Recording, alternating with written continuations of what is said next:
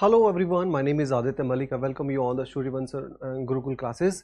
आज हम लोग डिस्कस करने वाले हैं सीसेट का जनरल मेंटल एबिलिटी टेस्ट, जिसको हम लोग मैथ्स भी बोलते हैं, कई लैंग्वेज में आप उसको क्वांट भी बोलते हैं।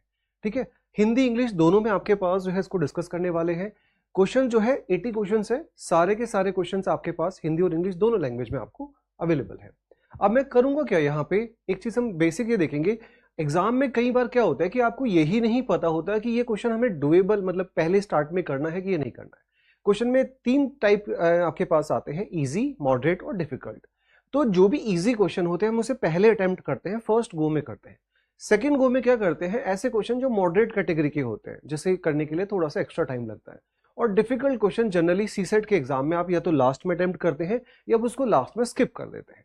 तो मैं क्वेश्चन के साथ साथ जैसे एक एक क्वेश्चन करके डिस्कस करेंगे और हम ये देखेंगे कि कौन सा क्वेश्चन आपके पास इजी है, मॉडरेट है और डिफिकल्ट है। कोशिश करेंगे हम भी उसी कैटेगरी वाइज करें कि डिफिकल्ट क्वेश्चन को लास्ट में टारगेट करें या फिर उसको कम टाइम में हम डिस्कस करें।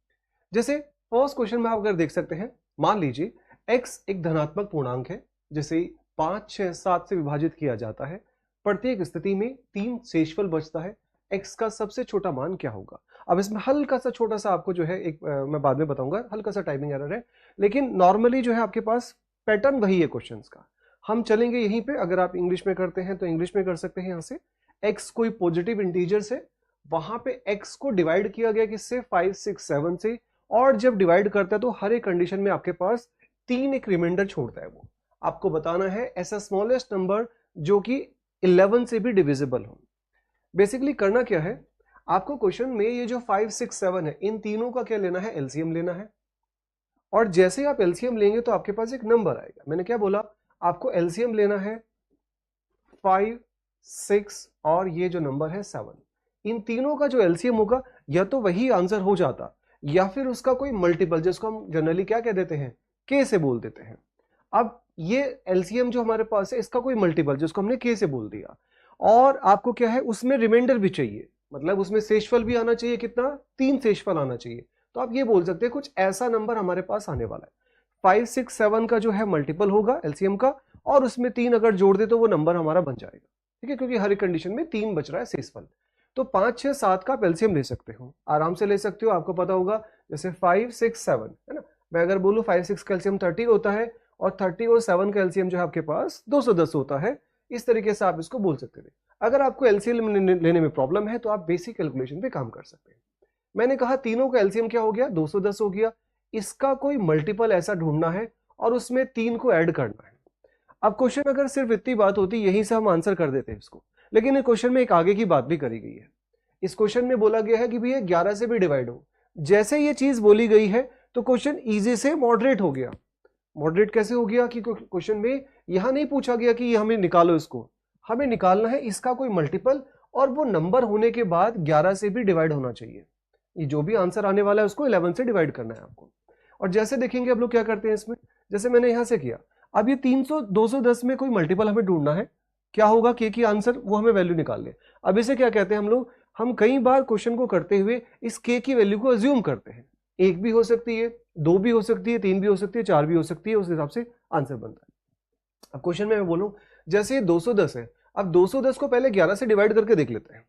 जैसे मैंने 210 को 11 से डिवाइड किया, 11 से जाएगा एक बार, इधर से 11, यहां से आपके पास 10 बचेगा, और 11 9 हो जाएगा भाई 99। इसका मतलब है कि भैया यहां से जो है 11 टाइम्स तो पूरा कट जाता है, बचता क्या है, एक एक्स्ट्रा बचता है। तो क्या इसको हम ऐसा कह सकते हैं, ऐसा बोल दूं मैं इसको कि k का एक ही मल्टीपल चाहिए हमें। k का क्या है, इसमें 209, ये तो 11 का मल्टीपल ऑलरेडी हमारे पास है। ये जो एक्स्ट्रा एक बचा ना, इसी को बस देख रहे हैं हम। 210 को हमने बोला 209 प्लस 1 और k का मल्टीपल, ये 11 का मल्टीपल ऑलरेडी है। यहां क्या बचा, इसकी जरूरत नहीं है, सिर्फ और सिर्फ इस पे काम करने की जरूरत है। तो अब क्या देखेंगे, k इंटू 3, और कोई ऐसा नंबर अज्यूम करना है जो कि इसको सेटिस्फाई कर दे। अब आपको पता है कि k की वैल्यू क्या रखे, k की वैल्यू अगर आप 1 रखेंगे तो 1 प्लस 3 4 हो जाएगा, 4 कटता है 11 से, नहीं। तो a की वैल्यू 3 रखेंगे, 3 प्लस 3 6, नहीं कटेगा। k की वैल्यू क्या 8 रख दो क्या, अगर जैसे ही 8 रखेंगे तो 8 प्लस 3 क्या हो जाएगा, 11 हो जाएगा। इसका मतलब k की वैल्यू 8 पे सेटिस्फाई कर जाती है। तो यहाँ पे भी हम ऐसे ही रख सकते हैं। वो जो नंबर था वो 210 इंटू के प्लस 3 था। अब जब आपको आंसर निकालना है तो आप क्या करेंगे, इसके लिए इस के की वैल्यू को 8 रख देंगे, 210 इंटू 8 और प्लस 3। ठीक है, यहां से वैल्यू आ जाएगी आपके पास, दिस इज 0, 8 और 16 और प्लस 3 कर देंगे तो क्या हो जाएगा 1683। अब बस यहाँ पे क्योंकि ऑप्शन में बस थोड़ा सा हमने लिखते हुए टाइपिंग एरर हो गया, अदरवाइज आपका आंसर इज 1683 हो जाएगा। ठीक है, अगर क्वेश्चन में एक और आगे की बात पूछ ले जाए, क्वेश्चन में पूछते हुए ये बोल दिया जाए कि भैया क्या रिमाइंडर बचेगा, 11 से डिवाइड करने के बाद भी इसका क्या रिमाइंडर बचेगा, तो आप ये देख सकते हो कि यहां से 1183 जो क्वोशंट आएगा वो आपके ऑप्शंस में से आएगा।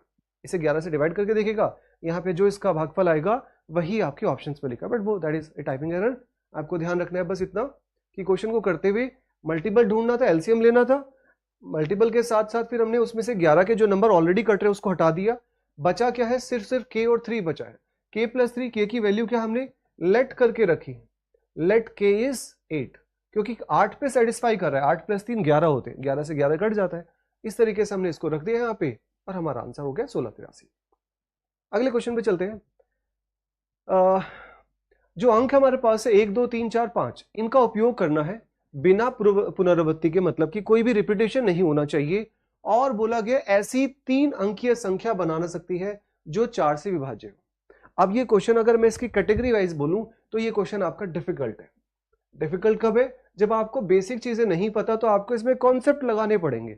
आपको ऐसा नहीं कि कोई चैप्टर पढ़ा आपने और तुरंत आपने इस क्वेश्चन को कर दिया।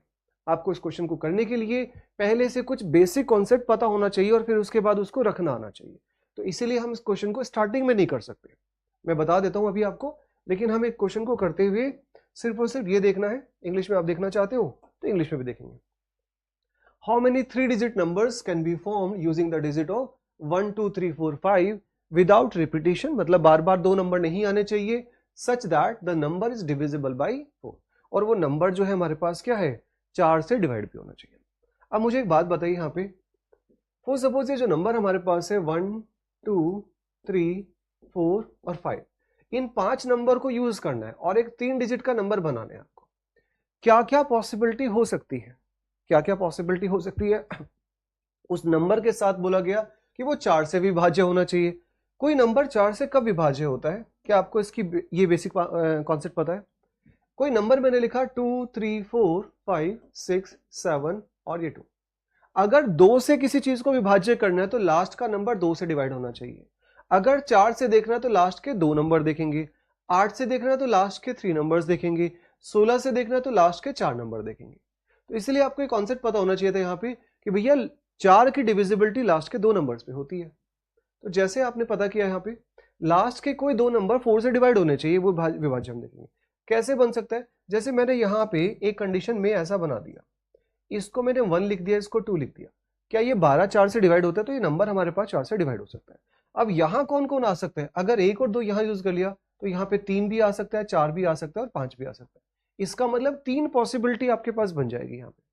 सेम चीज मैं इसको बोलूँ, अगर फॉर सपोज एक और पॉसिबिलिटी बनाते हैं, ये जो नंबर हमारे पास है 12 आ सकता है, मैंने कहा 24 भी आ सकता है यहाँ पे, इस नंबर पे 2 हो जाए, इस पे 4 हो जाए, जैसे 2 और 4 देखेंगे तो 4 से डिवाइड हो जाएगा, लास्ट के 2 नंबर डिवाइड हो रहे हैं। यहाँ पे क्या आ सकता है, 1 आ सकता है, 3 आ सकता है और 5 आ सकता है। देख पा रहे हैं आप?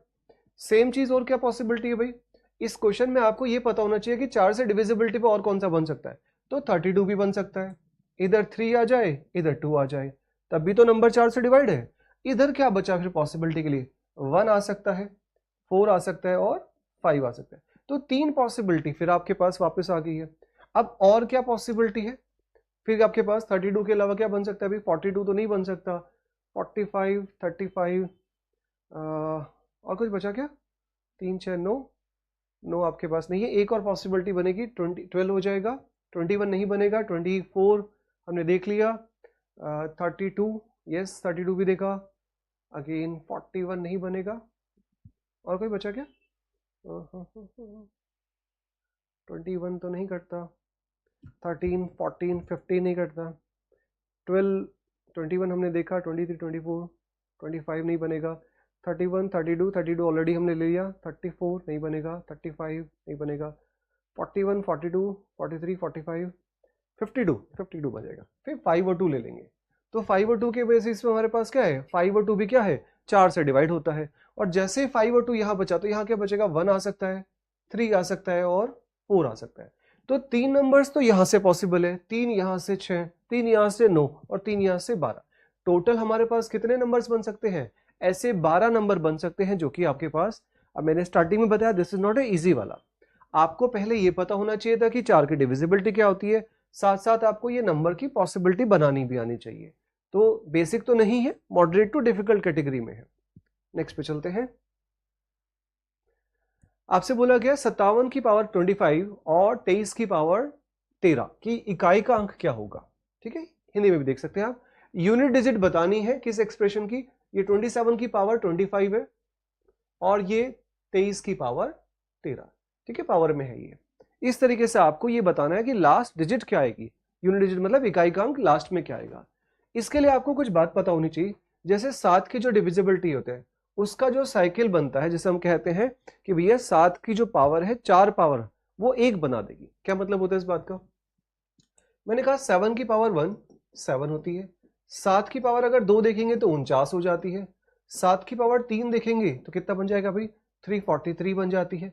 और 7 की पावर 4 करेंगे तो हमारे पास यहां से कितना आ जाएगा, 7 इज 49 के बेसिस पे 7 या 21, 4 28 और 2 30 और यहां से आ जाएगा 3 7 21 और 4 2401। ठीक है, आपको ये देखना है कि लास्ट डिजिट क्या बन रही है, यहाँ 7 बन रही है, इधर 9 बन रही है, इधर 3 बन रही है, इधर 1 बन रही है। जब आप 7 की पावर 5 करेंगे ना तो फिर से वापस आपके पास यहाँ पे 7 आ जाएगा। तो ये जो साइकिल बनता है ये 4 का बनता है, 7 की पावर 4 पे हमेशा आपके पास क्या बन जाएगा, 1 आ जाएगा। सेम आपके पास 3 का भी साइकिल ऐसे ही है। जब आप 3 का साइकिल देखेंगे तो वो भी कुछ ऐसा ही होता है, 3 की पावर 1 3, 3 की पावर 2 करेंगे तो 9 आ जाएगा, 3 की पावर 3 करेंगे तो 27 आ जाएगा, 3 की पावर 4 करेंगे तो 81 आ जाएगा। और अगेन अगर आप 3 की पावर 5 चले जाएंगे तो फिर से आपके पास 3 आ जाएगा ना, यहाँ से 343 होता है। ठीक है, दिस इज 243। ठीक है, इस तरीके से आप कर सकते हैं इसमें। बाकी आपके पास जो है ये साइकिल देखना है आपको कि भैया 3 का साइकिल भी 4 का होता है और 7 का साइकिल भी 4 का होता है। तो क्वेश्चन को करते हुए इसी का बस आपका कॉन्सेप्ट पता होना चाहिए। अगेन दिस क्वेश्चन इज, अगर मैं बोलूं इसको मॉडरेट है, ये आपको नॉर्मल नंबर्स है, बहुत ज्यादा मुश्किल इसमें कोई कैलकुलेशन भी नहीं है, आपको पता होना चाहिए, आपको स्टार्टिंग में इसको करना है। 57 की पावर 25, तो हमने लिखा 57, इधर लिख लेते हैं। 57 की पावर जो है वो 25 है और 23 की जो पावर है वो 13 है। तो आपको क्या करना है, जिस चीज पे ध्यान रखना है, इसमें 7 की पावर पे 5 से कोई फर्क नहीं पड़ रहा, तो 7 की पावर पे मैटर करता है बस। 7 की पावर 25 और जो 3 की पावर है 13, इन दोनों को आपको कंसंट्रेट करना है।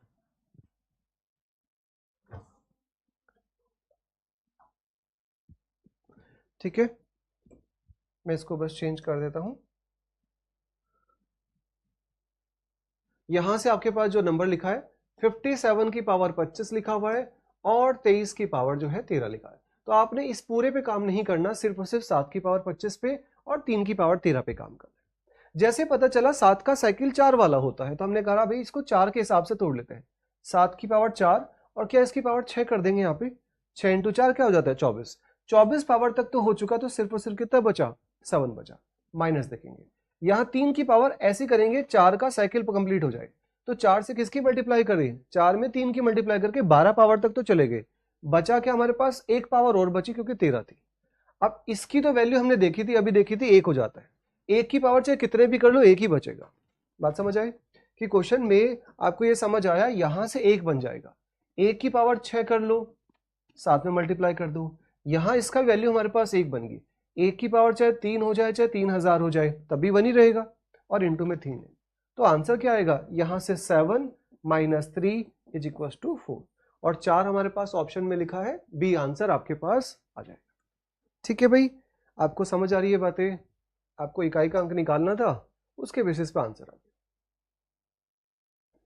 नेक्स्ट क्वेश्चन है, दो उम्मीदवारों के बीच एक चुनाव में 10% ऐसे। अब मैं इस क्वेश्चन की अगर बात करूं तो क्वेश्चन आपके पास ये है, मॉडरेट है ये, मतलब ना तो ये इजी है ना ही ये डिफिकल्ट है। क्वेश्चन आपको आराम से कर सकते हैं अगर आपको कॉन्सेप्ट पता है, तो आपको करना चाहिए इस क्वेश्चन को। दो उम्मीदवार हैं, इनके बीच में चुनाव हुआ, 10% जो मतदाता है उन्होंने वोट नहीं डाला, इसके बाद जो है 10% वोट जो है वो अवैध होगी, मतलब इनवैलिड हो गए हैं। जीतने वाले उम्मीदवार को वैध मतों का 54% प्राप्त हुआ और 1620 मतों से वह बहुमत से जीत गया। नामांकित कितने संख्या में मतदाता है, इंग्लिश में भी देख सकते हैं आप। इलेक्शन में तो दो कैंडिडेट्स है, मैं लिख ही देता हूं उसके यहाँ पे। फॉर सपोज क्या करेंगे, मैंने बोला एक इलेक्शन है जिसमें 100 लोग हैं, इन 100 लोगों के बीच में से 10% लोगों ने क्या किया, अपनी वोट नहीं डाली, तो 10% को तो हटा देते हैं। 10% 100 का 10 ही होता है, इसको हटा देंगे, बचेगा कितना 90%, और 90% कितना हो जाएगा भैया, 90 बच जाएगा। ठीक है, अब इसमें से क्या हुआ, 10% ने वोट नहीं डाली, इसका भी जो 10% है ना वो चले गए हैं खराब, मतलब इनवैलिड हो गए। तो हम कह सकते हैं भाई इस क्वेश्चन में इस 90 का 10% तो खराब हो गए हैं, और जो बचे हुए 90% है उन लोगों ने वोट डाली है। 90 का 10% कितना हो जाएगा, 9, ये तो हो गई है वोट गलत। ठीक है, 90 का 90% कितना हो जाएगा, 81। इस 81 की कहानी में आपको देखना है, क्वेश्चन में देखते हैं क्या बोला गया। जो जीतने वाला कैंडिडेट है उसको 54% वोट मिले हैं, किसका, वैलिड वोट का। अब वैलिड वोट कौन सी थी, वैलिड वोट कौन सी थी भाई, अगर ये बात बताओ मुझे, दो तरीके से करते हैं क्वेश्चन को, मैंने आपको बेसिक से लिख दिया। अभी क्वेश्चन में अगर मैंने यहां से कहा कि भैया जो हमारे पास जीतने वाला कैंडिडेट है उसको 54% वोट मिले वैलिड वोट का, हमने कहा ये तो टोटल वोट्स थी हमारी। ठीक है, उसमें से 10% वोट आपने जो है उन्होंने कास्ट ही नहीं करी थी, मतलब ये तो क्या है, वोट डालने वाले लोग हैं। 10% ने तो वोट ही नहीं डाली, 90% ने वोट डाली। इनके अंदर से भी नो वोट जो है, नो 10% थी, मतलब 9 वोटें जो है वो इनवैलिड होगी। तो वैलिड वोट आपके पास ये है। इनवैलिड वोट के 54%, 54% तो मिल गए हैं जीतने वाले को, तो हारने वाले को क्या मिले होंगे, अगर 54% इसको मिल गए तो हारने वाले को कितना मिलेगा, 100 में से 54 को हटा देंगे तो यहां से 6 आ जाएगा, और वहां से कितना आएगा भाई, ठीक है 54, 46 आ जाएगा। 54 तो जीतने वाले को मिल गई और हारने वाले को मिल गए कितने, 46। तो कितने से जीत गया ये, जब भी क्वेश्चन में बोला जाता है कि भैया एक आदमी इतने वोट से जीत गया, तो हमने क्या करना है, इनका डिफरेंस देखना है। एक पर्सन को मिले हैं 54, दूसरे वाले को मिले हैं 46, कितने से जीत गया ये जीत गया भाई, इन दोनों से माइनस कर देंगे, 14 में से जाएगा तो यहां से 8 आ जाएगा, 8% से जीत गया। इस 8% की वैल्यू दे रखी है आपको, लेकिन ये 8% में ध्यान रखेंगे, 8% कैसे है इसको अभी लेके चलेंगे। ये जो 8% है ये किसका है, 81 का है। 8% किसका, 81 का। इसकी जो वैल्यू है वो किसके इक्वल दे रखी है, 1620 के इक्वल दे रखी है भाई। तो आपने बोलेंगे 8% इक्वल्स टू 81, आपको 100% की वैल्यू निकालनी है, बस इतना ही क्वेश्चन है, बाकी इसमें कुछ ऐसा कुछ और ज्यादा कुछ नहीं है। तो क्वेश्चन में क्या समझेंगे, हमने समझा 8% is equal to this, 100% equal to what, तो इसको उधर भेज देंगे, है ना, इसको मैं भेज दूं उधर, डायरेक्ट ऐसे बोल दे। 100% के लिए क्या आ जाएगा, ये जो 1620 है डिवाइड में 8 आ जाएगा, और 81 भी यहाँ आ जाएगा। 81 से सीधा सीधा 2 बार कट गया ये। ठीक है, 100% की वैल्यू निकालनी है तो हमारे पास 100% की वैल्यू मल्टीप्लीकेशन में आ जाएगी। 4 से काट दे इसको, 4 से जाएगा 2 बार, 4 से जाएगा 5 बार, और 2 से जाएगा हमारे पास फिर 5 बार, तो 5 × 5 क्या हो जाएगा, 25। आगे आप जीरो को मत देखो बस, ठीक है, कोशिश करोगे तो इसकी परसेंटेज की जीरो एग्जैक्ट भी आप निकाल सकते हो, बट आपको नंबर निकालना था। मैं सिर्फ इतना बोल रहा हूं कि भैया इन दोनों की वैल्यू का डिफरेंस हमने निकाल लिया, इसको इतने वोट मिले, इसको इतने मिले, कितने से जीता, 8% से। 8% किसका, 81 का, तो 8% ऑफ 81 इज इक्वल टू 1620 दे रखा है, तो हम क्या निकाल सकते हैं, 100% निकाल दो। जैसे 100% निकालेंगे मतलब ये दोनों नंबर बस डिवाइड करने हैं, जो भी कुछ कट जा रहा है बस वो कटने के बाद आपके पास ये 25 आ गया, है ना, 5 × 5 25, एक जीरो लग रही है। अगर आप एग्जैक्टली परसेंटेज पे जाओगे तो आप यहां से हमें यहां जाना है, तो ये परसेंटेज की जो जीरो है इसको हम एग्जैक्ट कैलकुलेट करेंगे तो वो 25,000 हो जाएगी। ठीक है, ऑप्शन नंबर बी आपका सही आंसर हो जाएगा। आगे चलते हैं, आई होप क्लियर हुआ होगा। आप इसे और भी तरीके से कर सकते थे, डायरेक्ट भी लिख सकते हैं, बट मैंने आपको ग्राफ बना के बना दिया। एबीसी क्या है, डिस्टिंक्ट नंबर है जिसमें क्या क्या, एबीसी की वैल्यू है 16। एबीसी का अधिकतम मान क्या हो सकता है। अब देखो क्वेश्चन क्या है, क्वेश्चन इजी नहीं है, again this is an moderate to difficult सवाल, मॉडरेट और डिफिकल्ट के बीच में है, क्योंकि इसके लिए आपको क्या लगाना है, इसके लिए आपको कॉन्सेप्ट पता होना चाहिए कि कैसे हम इसको यूज कर सकते हैं। मैं बता देता हूं आपको, इंग्लिश में अगर देखना चाहे तो इंग्लिश में कुछ ऐसा है, ABC 3 डिस्टिंक्ट नंबर है पॉजिटिव इंटीजर से, और इन तीनों का मल्टीपल जो है वो कितना बना रहे हैं, 16 बना रहे हैं। आपको बताना है कि मैक्सिमम वैल्यू क्या हो सकती है अगर इन तीनों को हम जोड़ दें, ABC की वैल्यू क्या हो सकती है। तो ऐसा कुछ देखते हैं, ये जो नंबर हमारे पास है जिनकी मल्टीप्लाई करके क्या बन रहा है, 16 बन रहा है। अब 16 की मल्टीप्लाई से क्या समझ आएगा कि 16 मल्टीप्लाई बन कैसे हो सकती, मतलब कैसे हो सकती है किसी का मल्टीप्लाई 16 में आ जाए। हो सकता है ये जो नंबर हमारे पास लास्ट वाला है इसको 16 ही हो, अगर ये 16 है तो ये क्या हो जाएगा, ये 1 हो जाएगा, ये 1 हो जाएगा। 3-4 पॉसिबिलिटी है, आपको बस लगा के देखनी है उसको। जैसे हो सकता है 16 हो जाए, हो सकता है लास्ट वाला नंबर 8 हो जाए, या उसका छोटा 4 हो जाए, या 2 हो जाए, या 1 हो जाए। आपको बस ये देखना है कि क्या हम ऐसे बना पा रहे हैं, नहीं बना पा रहे। अगर हमने ये पॉसिबिलिटी बनाई, भाई इसको 16 मान लिया, तो बाकी नंबर क्या बचेंगे, 1 into 1 ही बचेंगे, और तो कुछ हो नहीं सकता। लेकिन साथ साथ एक वर्ड यूज किया गया है कि सारे डिस्टिंक्ट है, सारे अलग अलग नंबर है, तो ये दोनों नंबर सेम नहीं हो सकते, इसका मतलब ये पॉसिबिलिटी नहीं हो सकती।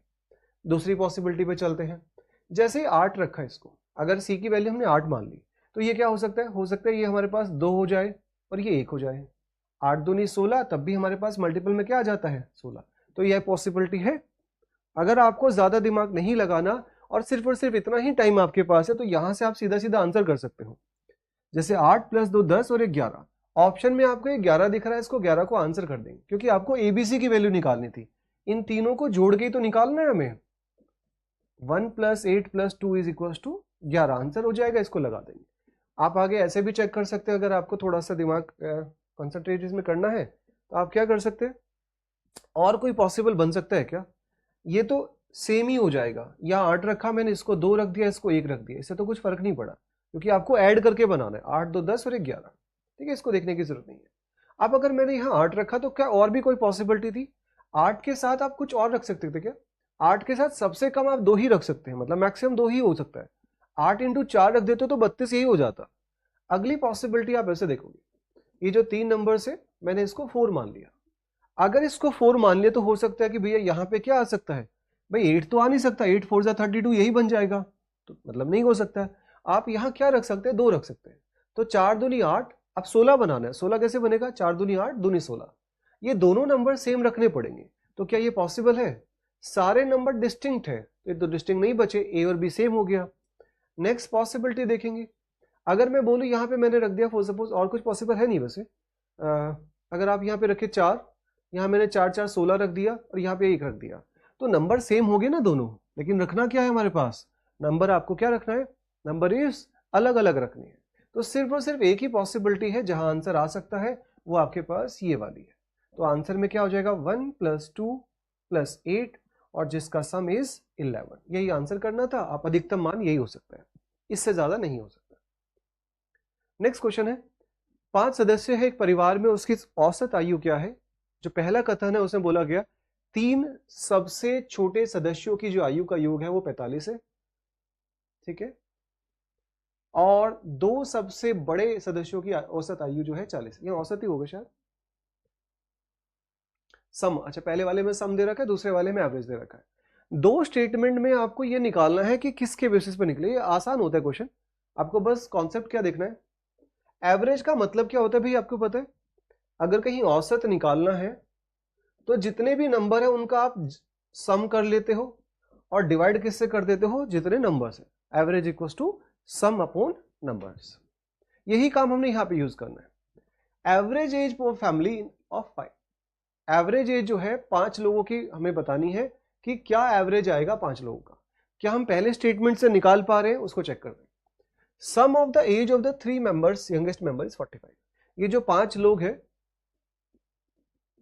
इसमें से जो सबसे छोटे है, मैं ऐसा मान लेता हूं छोटे पर्सन को हमने यहां रखा हुआ, ये बड़ा है, फिर छोटा, फिर छोटा, फिर छोटा।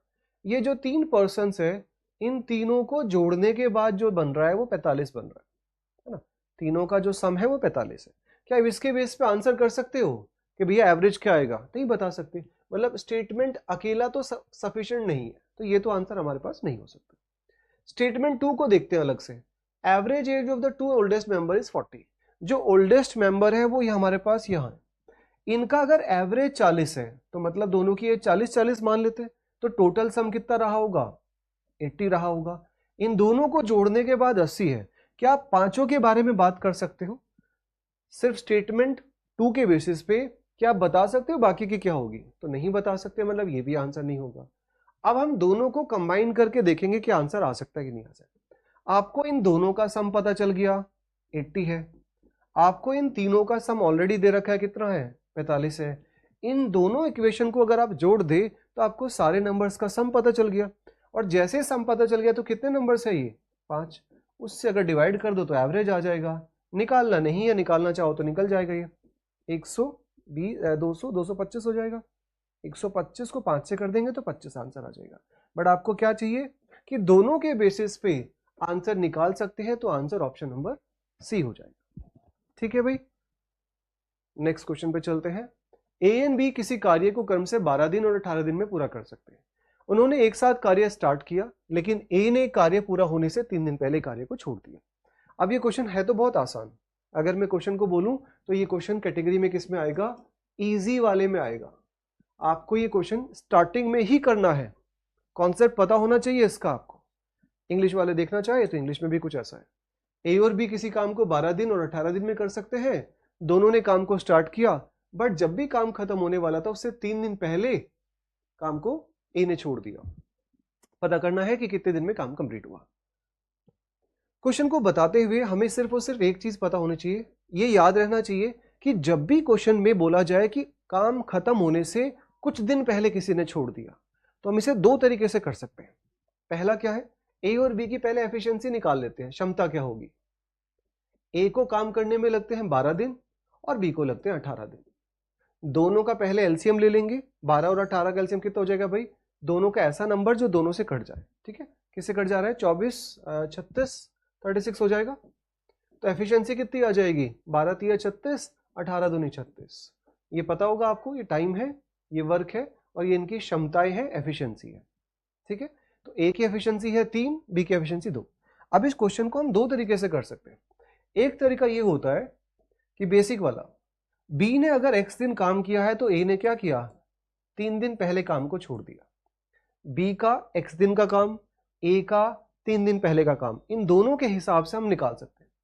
ए की एफिशिएंसी कितनी है? 3। तो 3 एफिशिएंसी से x माइनस 3 दिन काम हुआ, प्लस 2 एफिशिएंसी से, बी की एफिशिएंसी कितनी है? 2 एफिशिएंसी से x दिन काम हुआ, तो 2 इंटू एक्स। और इन दोनों का जो वर्क है वो दोनों किसके इक्वल आना चाहिए? ये जो वर्क हमारे पास है 36 के आना चाहिए। 3x में से 2x ऐड कर देंगे तो 5x हो जाएगा। और ये जो 36 है इसमें ऐड कर देंगे क्या? 3 तिया 9, उधर जाके प्लस कर देंगे तो प्लस 9 कर देंगे, 45 हो जाएगा। तो x की वैल्यू कितनी आ जाएगी? 9 आ जाएगी। उसी को आप आंसर कर देंगे। कितने दिन में काम हुआ? टोटल काम 9 दिन में हुआ। सेकंड तरीका क्या है? आप क्वेश्चन को करते हुए ये ध्यान रखें कि जब भी क्वेश्चन में आपसे ये बोला जाए, क्या बोला जाए भाई? क्वेश्चन में आपसे बोला जाए कि पीछे से काम छोड़ रखा है ना, मतलब जब भी काम खत्म होने वाला था उससे 3 दिन पहले ए ने छोड़ दिया, तो आप जो काम ए ने नहीं किया उस काम को बढ़ा लो। इसका मतलब ए का 3 दिन का वर्क निकाल लो।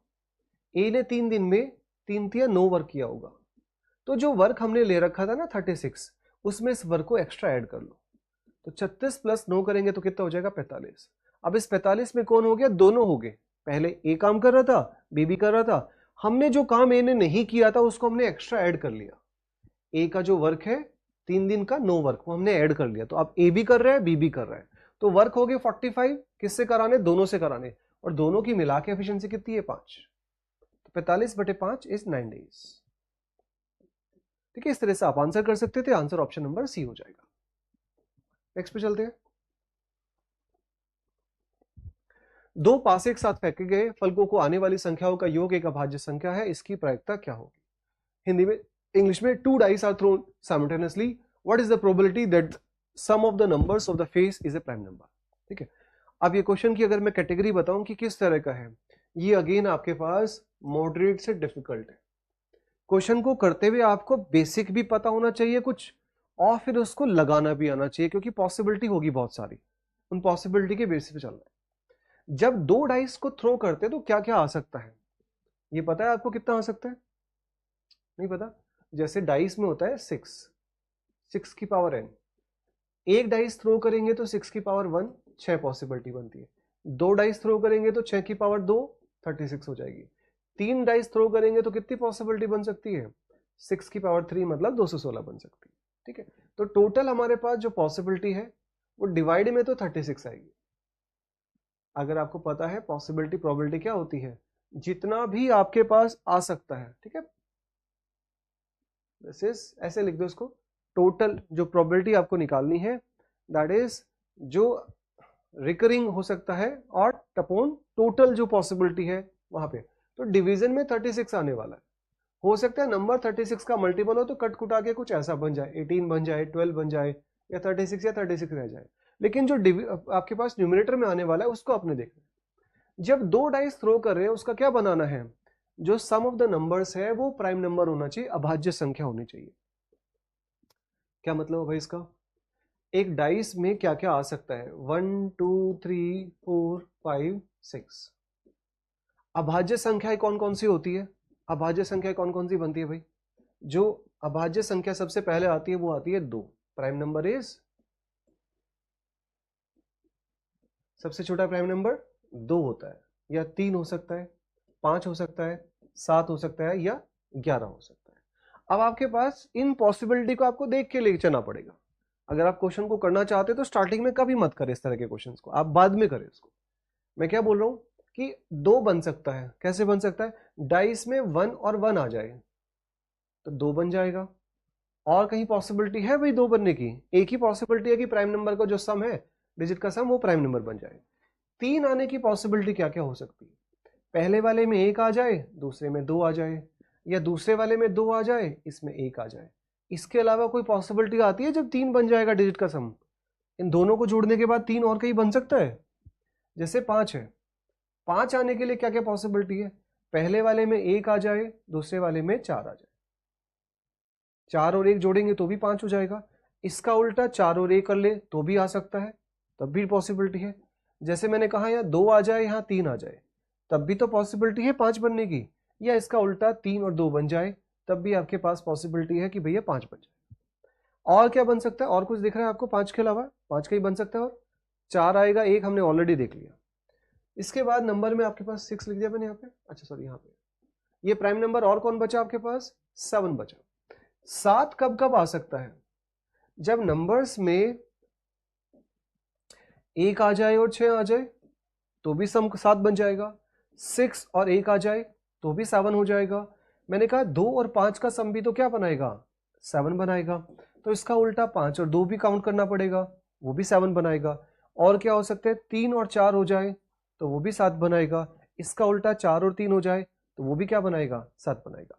और क्या पॉसिबिलिटी हो सकती है भाई, आगे वाले जो नंबर्स है 5 और 2 वाले हमने ऑलरेडी ले लिया, तो यहां जो पॉसिबिलिटी बनी 1 2 3 4 5 6 बनी। इसके बाद 11 और देखते हैं, डिजिट में 11 भी बन सकता है कहीं। एक पॉसिबिलिटी आपको दिमाग में आनी चाहिए, अगर हम नंबर पहले वाला 5 रख ले और दूसरे वाला 6 रख ले, भाई 6 तक आ सकते थे मैक्सिमम, पहले वाले पे 5 आ गया, दूसरे वाले पे 6 आ गया, तो भी तो 11 बन रहा है। इसके अलावा 6 और 5 और कोई पॉसिबिलिटी तो नहीं है, मतलब 2 पॉसिबिलिटी बनती है। यही इसके अलावा कोई प्राइम नंबर और भी आ सकता है क्या, आपने मैक्सिमम लिमिट तक चले गए, एक में 6 आ गए, दूसरे वाले में 5 आ गए, अगर दोनों में 6 और 6 आ जाएंगे तो 12 हो जाएगा, 12 प्राइम नंबर नहीं होता, और 6 के बाद तो कोई नंबर हो ही नहीं सकता ना, 6 तक ही पॉसिबल होता है डाइस के अंदर, किसी भी पासे के अंदर टोटल आपके पास ऐसे ही बनता है। तो आपने बस ये काउंट करना था, तो ऑलरेडी आपका टाइम ऑलरेडी वो काफी सारा, आपने ये पता भी होना चाहिए था और आपको ये पॉसिबिलिटी बनानी भी आनी चाहिए थी। तो इसीलिए मैंने कहा again, this is not an easy वाला question, easy to moderate to difficult वाली कैटेगरी। तो 1 2 3 4 5 6 7 8 9 10 11 12 13 14 और 15, टोटल जो आपके पास पॉसिबिलिटी बनी वो 15, और कितने में से टोटल है 36, तो 15 को 36 से कर देंगे, 3 का कॉमन होता है इसमें, 3 से जाएगा 5 बार, 3 से जाएगा कितनी बार भाई, 12 बार, और 5/12 ऑप्शन लिखा है क्या, ऑप्शन नंबर ए लिखा है, वही आंसर हो जाएगा। ठीक है भाई, आपको ये देखना था क्वेश्चन में क्या है, मॉडरेट टू डिफिकल्ट है, स्टार्टिंग में क्वेश्चन को नहीं करते, आपको बस ये पता होना चाहिए कैसे कैसे निकाल सकते हैं। तो टोटल 15 पॉसिबिलिटी बनी, कितने में से 36, 36 कहां से आया, ये मैंने अभी बोला 6 की पावर n करके देखते हैं। अगर 2 डाइस करनी है तो 6 की पावर 2 हो जाएगी, जिससे कितना बनेगा टोटल 36 पॉसिबिलिटी बनती है। आगे देखते हैं। ए और बी की जो आयु का अनुपात है वो 5:4 है, और उनके जो व्यय है, एक्सपेंडिचर है, उनका जो रेशो है वो है 3:2। आपसे बोला गया है उनके वर्ष में, यदि वर्ष के अंत में प्रत्येक की 1600 रुपए की बचत करता है तो एक ही क्या होगी। अगर इस क्वेश्चन की बात करें तो क्वेश्चन कैसा है, ये इजी वाला क्वेश्चन है, आपको ये स्टार्टिंग में ही करना चाहिए। इंग्लिश में अगर देखना चाहते हो तो इंग्लिश में कुछ ऐसा, रेशो इनकम दे रखा है 5 और 4 का, और उनकी जो एक्सपेंडिचर है उसका रेशो दे रखा है भैया 3:2। At the end of the year दोनों आदमियों की सेविंग कितनी है, 1600 रुपए है। इनकम बताओ। क्या आपको ये पता है कि भैया हम किसी की अगर इनकम निकालना चाहे, फॉर सपोज आपकी इनकम 50,000 रुपये, मैंने कहा इनकम 50,000 है, 50,000 आपकी इनकम है। अगर उसमें से आप अपनी सेविंग को हटा दें, जो भी आपकी सेविंग कर रहे हैं अगर आप उसको हटा दें, फॉर सपोज आपने जो है हर महीने 20,000 रुपये बचा लेने हैं, उसमें से 50,000 इनकम थी, उसमें से 20,000 आपने जो है अपनी सेविंग्स को हटा लिया, तो बचा हुआ क्या बचा आपके पास, एक्सपेंडिचर ही तो बचा, जिसको हम खर्चा कहते हैं। 30,000 रुपये का आप उस पर खर्चा कर रहे हो, कह सकते हैं ऐसा। इसी चीज को आपने यूज करना है। दो चीजें तो रेशो में दे रखी है, इनकम और एक्सपेंडिचर का तो रेशो दे रखा है, जो सेविंग कर रहा है वो रियल में दे रखा है 1600। एक इसका बेसिक तरीका ये कहता है कि भैया इनकम का रेशो कितना है, 5:4, तो मैं कहूं इसकी वैल्यू 5x है और दूसरे की वैल्यू 4x है। क्या वैल्यू है, फर्स्ट वाली जो इनकम है वो है 5x और दूसरी जो इनकम है वो है 4x। सेविंग कितनी है, ये 1600 रुपये सेव कर रहा है और दूसरे आदमी भी कितना कर रहे हैं, 1600 रुपये सेव कर रहे हैं। इसकी वजह से जो इसका एक्सपेंडिचर आ रहा है उसका रेशो दे रखा है, भाई अनुपात कितना है, ये है 3:2। है तो इसके साथ भी कुछ ना कुछ ऐसा अलग से वेरिएबल जिसको हम y कह सकते हैं, बट क्योंकि हमने क्या करना है, हमने इसका रेशो लेना है, ऐसा करके दो इक्वेशन टाइप से थी, हमने दोनों को डिवाइड करके ऐसा कुछ करके हमने उसका रेशो बना लिया, और जैसे रेशो बनाया तो हमारे पास ये y कैंसिल हो जाएगा, तो बचेगा क्या यहाँ पे 3:2 ही बचेगा, y कैंसिल हो जाएगा। आप इस तरीके से इसे सॉल्व कर सकते हैं, क्रॉस मल्टीप्लाई कर लो, इस तरीके से आंसर आ जाएगा, कोई बहुत बड़ा कुछ है नहीं इसमें। दूसरा क्या कर सकते हैं इसमें, आप इसको ऐसे लिखिए, इनकम का रेशो है 5:3, एक्सपेंडिचर का जो रेशो है खर्चे का वो है 3:2। आपको वैल्यू किसकी दे रखी है, सेविंग्स की दे रखी है, ये भी 1600 है और ये भी 1600 है। आप यहाँ क्रॉस मल्टीप्लाई करके इनका डिफरेंस लो, जैसे 5 दूनी 10 और 3 तिया 9, 10x में से 9x जाएगा तो कितना बच जाएगा यहाँ से, है ना, 10x minus 9x is equal to x बचेगा। इधर से भी डिफरेंस लेंगे, 16 × 48 और 16 दूनी 32, 48 और 32 का डिफरेंस करेंगे, वैसे तो कॉमन ले लेते हैं यहाँ पे, तो हमने सीधा सीधा पता चलेगा डिफरेंस कितना आ जाएगा 1600। तो जो x की वैल्यू आई यही किसके इक्वल आ गई, 1600 के इक्वल आ गई। इसका मतलब अगर हमें वैल्यू निकालनी है किसकी, पूछा किसका है, a की आई, तो a की आई क्या आ जाएगी 5x, तो x की वैल्यू 1600 है तो 5x की वैल्यू 16×5 = 80, यहां से हमारे पास, ठीक लिखा हमने, 5 दूनी 10, दिस इज 3:2 और 5:4, अच्छा 4 है, ये 4 है यहाँ पे, 5:4 है, तो 4 12 minus 10 is equal to 2x। ये जो 2x की वैल्यू है ये बराबर 1600 आ गई, तो x की वैल्यू किसके इक्वल आ गई, 800 के इक्वल आ गई। अब आपसे पूछिए किसकी वैल्यू है, a की वैल्यू पूछिए, तो 8 × 5 करेंगे 40, ऑप्शन बी आंसर हो जाएगा। आप ये नहीं पसंद करते तो आप इसे बेसिक से ऐसे कर सकते हैं, ठीक है, इसी का तरीका होता है ये, इस तरीके से आपको लिखना होता है। अगर बेसिक नहीं पता ये कैसे लिखते हैं तो आप बिल्कुल बेसिक स्कूल वाले मेथड का यूज कर सकते हैं। आगे चलते हैं, ठीक है। 3 अंकीय संख्या है ABC, इस प्रकार है कि उसके अंकों का योग एक अभाज्य संख्या है। ABC कुछ इस प्रकार है कि उसके जो नंबर्स को जोड़े तो वो एक अभाज्य संख्या बनती है, यदि संख्या में 99 की कमी की जाती है तो संख्या उलट जाती है। ऐसी कितनी संख्याएं मौजूद है। अब देखिए क्वेश्चन को करते हुए 3 डिजिट का एक नंबर है ABC, उसमें आपको sum of the digit is a prime number. अगर मैं क्वेश्चन को बोलूं, अगेन ये मॉडरेट से डिफिकल्ट क्वेश्चन हो गया, है तो वैसे मॉडरेट लेकिन अगर बिल्कुल कुछ भी नहीं पता इसके बारे में तो ये आपके लिए डिफिकल्ट हो जाएगा। आप इसे स्टार्टिंग में ना ट्राई करें, बाद में करें, ठीक है। 3 नंबर को है हमने कैसे लिख सकते हैं? अगर एक नंबर है 3 डिजिट का, जैसे मैंने कहा 345, इसे आप कैसे लिख सकते हो? ऐसे लिख सकते हो तो 100 इंटू 3 प्लस 10 इंटू 4 प्लस 5 होता नहीं है, ये 300 हो गया, ये 40 हो गया और ये 5 हो गया, 345 बन जाएगा ऐसे। तो इसी तरीके से अगर किसी नंबर को हमें लिखना होता है तो हम कैसे लिखते हैं? हम उसे लिखते हैं 100A plus 10B plus C, ऐसे लिख दे 3 नंबर जिसका नाम ABC था तो मैंने उसको ऐसा करके लिख दिया, 100A plus 10B plus C in such that the sum of the digit of the prime numbers. इसकी जो डिजिट है, इसका सम जो है हमारे पास, वो एक प्राइम नंबर आने वाला। If the number is decrease by 99, इसी नंबर को अगर हमने 99 कम कर दिया, 99 हटा दे इसमें से, इस पूरे नंबर में से 99 को हटा दे, तो क्या हो जाएगा? डिजिट रिवर्स हो जाएगी। डिजिट रिवर्स होने का मतलब क्या है?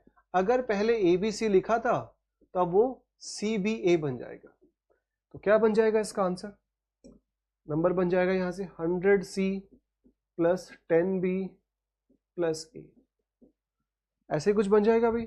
अब देखो क्या आ सकता है यहां से, 100A है और एक A है, इसको उधर जाके तो 99A बचेगा। ये 10B है, इधर भी 10B है, तो ये दोनों आपस में कैंसिल हो जाएंगे, 10B से 10B चला जाएगा, उसमें कुछ है ही नहीं। यहाँ पे C की वैल्यू 1 है, यहाँ पे C की वैल्यू आपके पास कितनी है? 100C है। तो क्या हम इसको ऐसा कह सकते हैं, ये वाला C इधर जाके क्या बना देगा? 99C बना देगा। और माइनस कितना है यहाँ से? -99 इज इक्वल टू दिस। अगर हम इस सबसे 99 कॉमन ले ले तो बचेगा क्या? या इसको मैं थोड़ा ऐसा लिखूं, लिख देता हूं पहले एक बार, 99A minus 99C is equal to 99। इस वाले को उधर भेज दिया, इस वाले को इधर भेज दिया, तो A माइनस C जो है उसकी वैल्यू आपके पास 1 बन जाएगी। अब क्वेश्चन अगर करना चाहते हो तो आपको ऐसी पॉसिबिलिटी देखनी पड़ेगी जिसके बाद जो है डिजिट का सम जो है प्राइम नंबर बने, ठीक है। आपको देखते हुए फिर आगे पॉसिबिलिटी निकालनी पड़ेगी। तो अगेन मैंने बोला this is not an easy वाला, यहां पे कहीं ना कहीं आपको दिक्कत आएगी। क्या क्या पॉसिबिलिटी हो सकती है? देखो होती बहुत सारी पॉसिबिलिटी है, अब इसको टाइम लग जाएगा हमें बताते हुए, मैं इसको बाद में एक बार डिस्कस कर लूंगा। यहाँ से है ना, इसको आपको इतना देख लो, मैंने अगेन बोला आपको इजी नहीं है, आपको यहाँ फिर पॉसिबिलिटी देखनी पड़ेगी ए और सी के लिए क्या है। एक बार लास्ट में टाइम बचेगा तो मैं इसे करा दूंगा। एक पूर्णांक है जिसमें हमारे पास p है, क्योंकि उसमें बहुत सारी पॉसिबिलिटी है, उसमें ना फिर आपको 8-10 पॉसिबिलिटी बनेगी, वहां से आपको निकालने के लिए समझना पड़ेगा कैसे बन सकती है वो। क्या पूर्णांक p जो एक सम नंबर है, दो कथन दे रखे हैं हमारे पास S1 और S2, जिसमें पहली वैल्यू हमारे पास है 3p, ये p स्क्वायर होगा पॉसिबली, यहाँ पे जो है दिस इज p स्क्वायर होगा। 3p प्लस 4 एक संपूर्णांक है और 2p एक संपूर्णांक है। अगेन मैं इस क्वेश्चन को बोलूं तो ये क्वेश्चन क्या हो जाएगा भाई? ये क्वेश्चन आपके पास मॉडरेट से डिफिकल्ट होगा, ठीक है, क्योंकि इस क्वेश्चन के लिए भी आपको क्या पता होना चाहिए? कुछ बैकग्राउंड में चीजें पता होनी चाहिए। इसको भी डिस्कस करेंगे, बाद में करेंगे, ठीक है, क्योंकि यहाँ पे आपको इवन और इंटीजर निकालने के लिए, देखो आंसर मैं करूंगा इसका बट बाद में करेंगे क्योंकि इसको टाइम लगेगा बताने में। नेक्स्ट देखते हैं, एक दुकानदार अपनी वस्तु का क्रय मूल्य निकालने के लिए 40% अधिक मूल्य अंकित करता है, 1/4 वस्तु को अंकित करने के पर बेचता है, सी इसको अंकित मूल्य का 20% के छूट के साथ बेचता है। क्वेश्चन को अगर मैं बोलूं तो इजी टू मॉडरेट है। इजी किन के लिए? जिन्होंने पहले से चैप्टर कर रखा है, और मॉडरेट किन के लिए? जिन लोगों ने बिल्कुल भी कुछ भी नहीं पता, तो उनके लिए थोड़ा सा दिक्कत कर सकता है।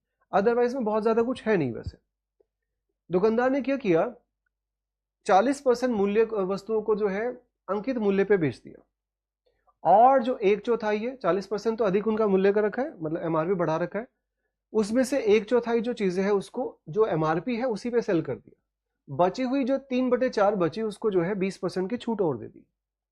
क्या समझ सकते हैं? हिंदी में देख सकते हैं, इंग्लिश में भी ऐसा कुछ है। एक शॉपकीपर ने किसी चीज का 1/3 सेल किया। देखो अगर करना हो तो मुझे डायरेक्ट ऐसे लिख सकते हैं, पहले उसने 1 चीजें सेल करी, बची हुई कितनी बची?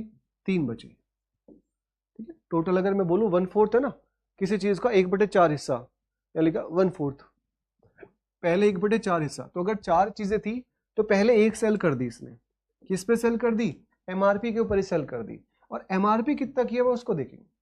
अगर किसी चीज को 1 और 3 है तो मैं इसको बढ़ा के ऐसा कर सकता हूँ, इसको 100 मान लेता हूँ, इसको 300 मान लेता हूँ, ताकि आपको कैलकुलेशन थोड़ी इजी लगे। पहले किसी चीज में इसने बढ़ा रखा है, इसको 40% बढ़ा के इसका एमआरपी लिखा हुआ है, तो कितना किया होगा, 140 किया होगा। सेम इसी चीज को इसने क्या किया, दूसरी चीज को इसने इसको भी 40% बढ़ा रखा है, 40% बढ़ा रखा है, लेकिन फिर 20% डिस्काउंट भी दिया है, तो इसको 40 बढ़ा लो। 40% निकालते हुए डायरेक्ट आप 120 बोल सकते हो। 120 ऐड करेंगे तो कितना हो जाएगा भाई, ये 420 हो जाएगा। किसी भी चीज का 10%, 20% और 30%, 40% निकालना आसान होता है।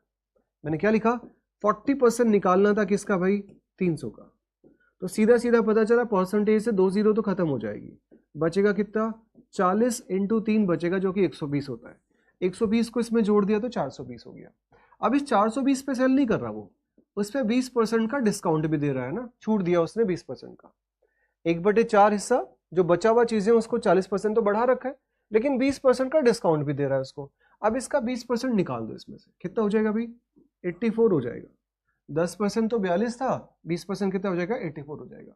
जैसे निकालेंगे तो 6 हो जाएगा, यहाँ 11 बचा तो 8 3 11, 336। क्या आप ऐसे बोल सकते हैं कि कॉस्ट प्राइस कितना पड़ा टोटल, 100 प्लस 300 मतलब 400। बेचते हुए पैसे कितने आए उसके पास, टोटल सेलिंग प्राइस कितना आया, this is the cost price 400 rupees. और बेचते हुए जो टोटल बिका वो मतलब उसको हम कहते हैं विक्रय मूल्य, जो कि है सेलिंग प्राइस। कितना हो जाएगा दोनों के हिसाब से, पहले 140 रुपए उसके पास यहां से आए और 336 रुपए उसके पास इधर से आए, तो हम दोनों को अगर ऐड कर दे तो कितना बचेगा, यहां से 6, यहां से 4 और 3 7, और यहां से आ जाएगा 4, 476 आ जाएंगे। अब आपको पता है प्रॉफिट हो रहा है उसका, बस प्रॉफिट का परसेंटेज निकालना है। सीधा सीधा 19% भी बोल सकते हो डायरेक्ट देख के, मैं लिख देता हूं उसको। 400 से कोई चीज 476 की सेल करी तो प्रॉफिट हुआ कितने का हुआ, 76 का हुआ। इसी का बस परसेंटेज बता दो। प्रॉफिट का परसेंटेज कैसे बताते हैं, 76 का प्रॉफिट हो रहा है, किस पे हो रहा होगा, जितना उसका कॉस्ट प्राइस था। कॉस्ट प्राइस कितना है, 400। और जब भी किसी चीज का परसेंटेज बताना होता है तो आप ऐसे बेसिक से बता देते हैं। 0 से 0 कट जाएगी, इधर से 19 आ जाएगा। 14 इंटू 7 है ना, 19 इंटू 4 कितना होता है, 76 होता है। आंसर ऑप्शन नंबर सी बन जाएगा। ठीक है भाई, हिंदी में भी यही था। आपको अगर दिख रहा हो यहाँ पे, 1/4 चीजें उसने सेल करी थी अंकित मूल्य पे, और जो बाकी चीजें थी उसने अंकित मूल्य के ऊपर उसने 20% की छूट भी दे रखी थी। तो मैंने बस इजी करने के लिए आपको यहाँ पे डायरेक्ट बोल दिया। हम उसको 1 को हमने 100 मान लिया और 3 को हमने 300 मान लिया, लेट कर लिया हमने। ठीक है, आगे चले। निम्नलिखित में सबसे बड़ा कौन सा है, इनमें से सबसे बड़ा आपको नंबर्स बताना है, नंबर्स में ज्यादा बड़ा कौन सा नंबर। ठीक है, अब देखो इस क्वेश्चन को करते हुए अगर मैं बताऊं आपको, यहां से आपको क्या है, ये दोनों को आपस में रिलेट कर सकते हैं।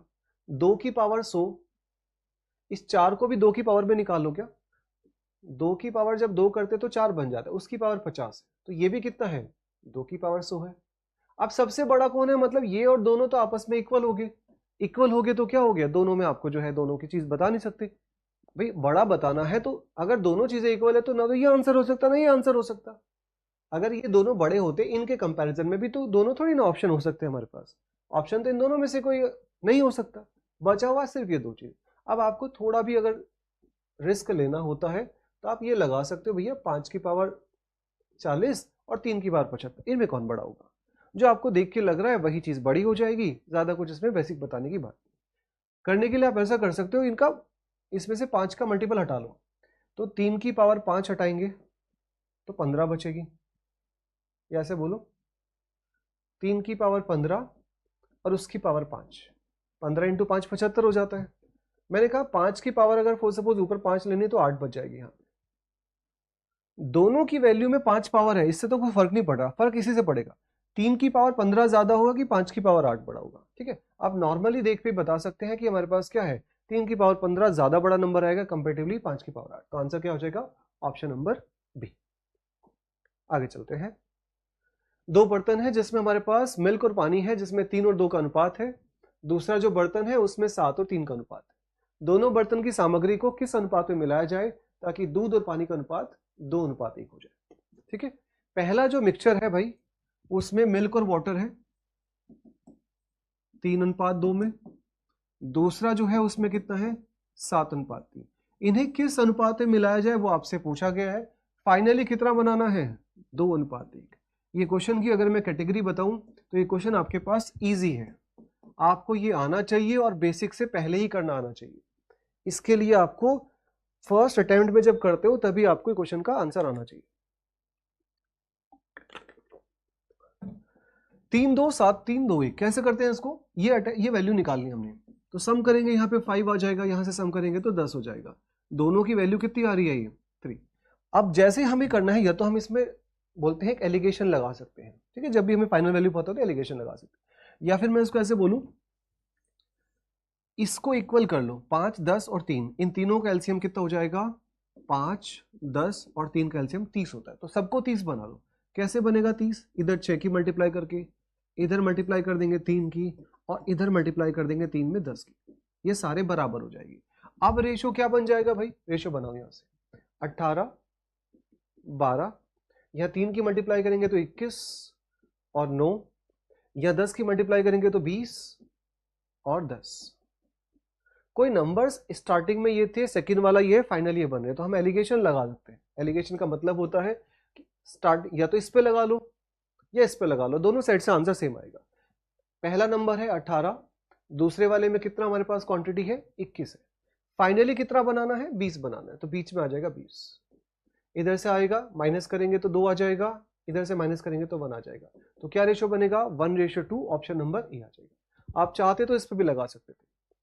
पहले वाला नंबर में 12 है, दूसरे वाले में वाटर कितना है 9 है, और फाइनली कितना वाटर है 10 है। यहां से अगर निकालेंगे तो इधर आएगा 2, इधर माइनस करेंगे तो 1, क्या रेशो बनेगा 1:2। जो हमने मिश्रण मिलाया वो 1:2 के हिसाब से। ठीक है भाई, आगे चले। दो ट्रेन है एक समय पे दिल्ली और पटना के लिए शुरू होती है, क्रम से 80 और 95 की स्पीड से चल रही है एक दूसरे की ओर। जब ये मिलती है तो पाया जाता है कि ट्रेन एक दूसरी ट्रेन की तुलना में 180 किलोमीटर अधिक दूरी तय करती है। पटना और दिल्ली के बीच की दूरी ज्ञात करें। कैसे कर सकते हैं क्वेश्चन को, दो स्टेशन है जिनके बारे में बोला गया है, एक है दिल्ली और दूसरा पटना। ठीक है, थोड़ा जल्दी करते हैं भाई, टाइम हमने काफी दे दिया इसको। पहले वाले की जो स्पीड है वो 80 किलोमीटर से, और दूसरे वाले की स्पीड है 95 kilometre per hour. When they meet, it is found, जब वो मिली है, मैंने कहा फॉर सपोज यहां मिल गई, जब वो मिली तब उन्हें पता चला कि एक ने दूसरे के कंपैरिजन में 180 किलोमीटर ज्यादा डिस्टेंस ट्रैवल करी। तो कॉन्सेप्ट आप क्या यूज कर सकते हैं कि ट्रेन में हम एक कॉन्सेप्ट पढ़ते हैं, डिस्टेंस बराबर स्पीड इनटू टाइम। अगर वो साम मिली है यहाँ पे तो वो भी इतना ही टाइम चली होगी, जितना टाइम ये दिल्ली से यहां तक चली इतना ही टाइम ये पटना से यहां तक चली होगी। दोनों का टाइम बराबर है, और जैसे टाइम इक्वल होता है या टाइम कांस्टेंट हो जाता है तो हम कहते हैं इन दोनों का रेशो क्या हो जाएगा आपस में, ये सेम रेशो में हो जाती है। सेम रेशो का मतलब है कि अगर स्पीड का रेशो पता है तो डिस्टेंस का रेशो भी आ जाएगा, या डिस्टेंस पता है तो स्पीड आ जाएगी। अब हमें स्पीड का रेशो पता है, यहां से कितना, पहले वाली चीज 80 है, दूसरे वाली 95 है। अगर इसे कैंसिल कर दे 5 से तो 16 5 80 होता है, और 19 5 95 होता है। स्पीड का रेशो 16 19 आ गया तो डिस्टेंस का रेशो क्या हो जाएगा 16:19 ही हो जाएगा। अब आपने बस यही यूज करना है कि भैया एक चली है 16, दूसरी चली है 19, कितनी ज्यादा चली है इससे, ये 3, यही बोला गया। एक ट्रेन दूसरे की तुलना में 180 किलोमीटर ज्यादा चली है, तो आपको 3 की वैल्यू 180 किलोमीटर बोल रखी है, तो भैया एक की वैल्यू क्या हो जाएगी 60 किलोमीटर हो जाएगी। आपसे क्या पूछा गया इसमें, टोटल डिस्टेंस बतानी है कितनी होगी, तो टोटल डिस्टेंस इसकी डिस्टेंस प्लस दिस की डिस्टेंस, दोनों का आपने जोड़ना है, 20 और 15 कितना हो जाएगा 40। तो टोटल डिस्टेंस इज कितना है भाई 16 + 19, टोटल हो गया 25। और 25 की तुलना किससे मल्टीप्लाई कर दी, एक की वैल्यू 60 है तो 25 की वैल्यू कितनी हो जाएगी 25 × 60, जो कि भैया हमारे पास कितना है यहाँ से, ठीक लिखा, अच्छा 30, ठीक है 6 9 15 31 हो गया ना, 31 हो गया। यहाँ से आपके पास 3 31 31 × 60, 0 आएगा 6 आएगा, और यहाँ से 6 3 18 18 60 आ रही है,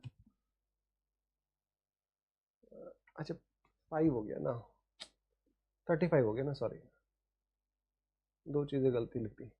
35 इंटू 60, तो जैसे करेंगे हमारे पास 0 आ जाएगा, 70 इंटू 3 करेंगे तो 2100 हो जाएगा। 2100 किलोमीटर इनकी डिस्टेंस आ जाएगी, जो कि ऑप्शन नंबर ए में लिखा हुआ है।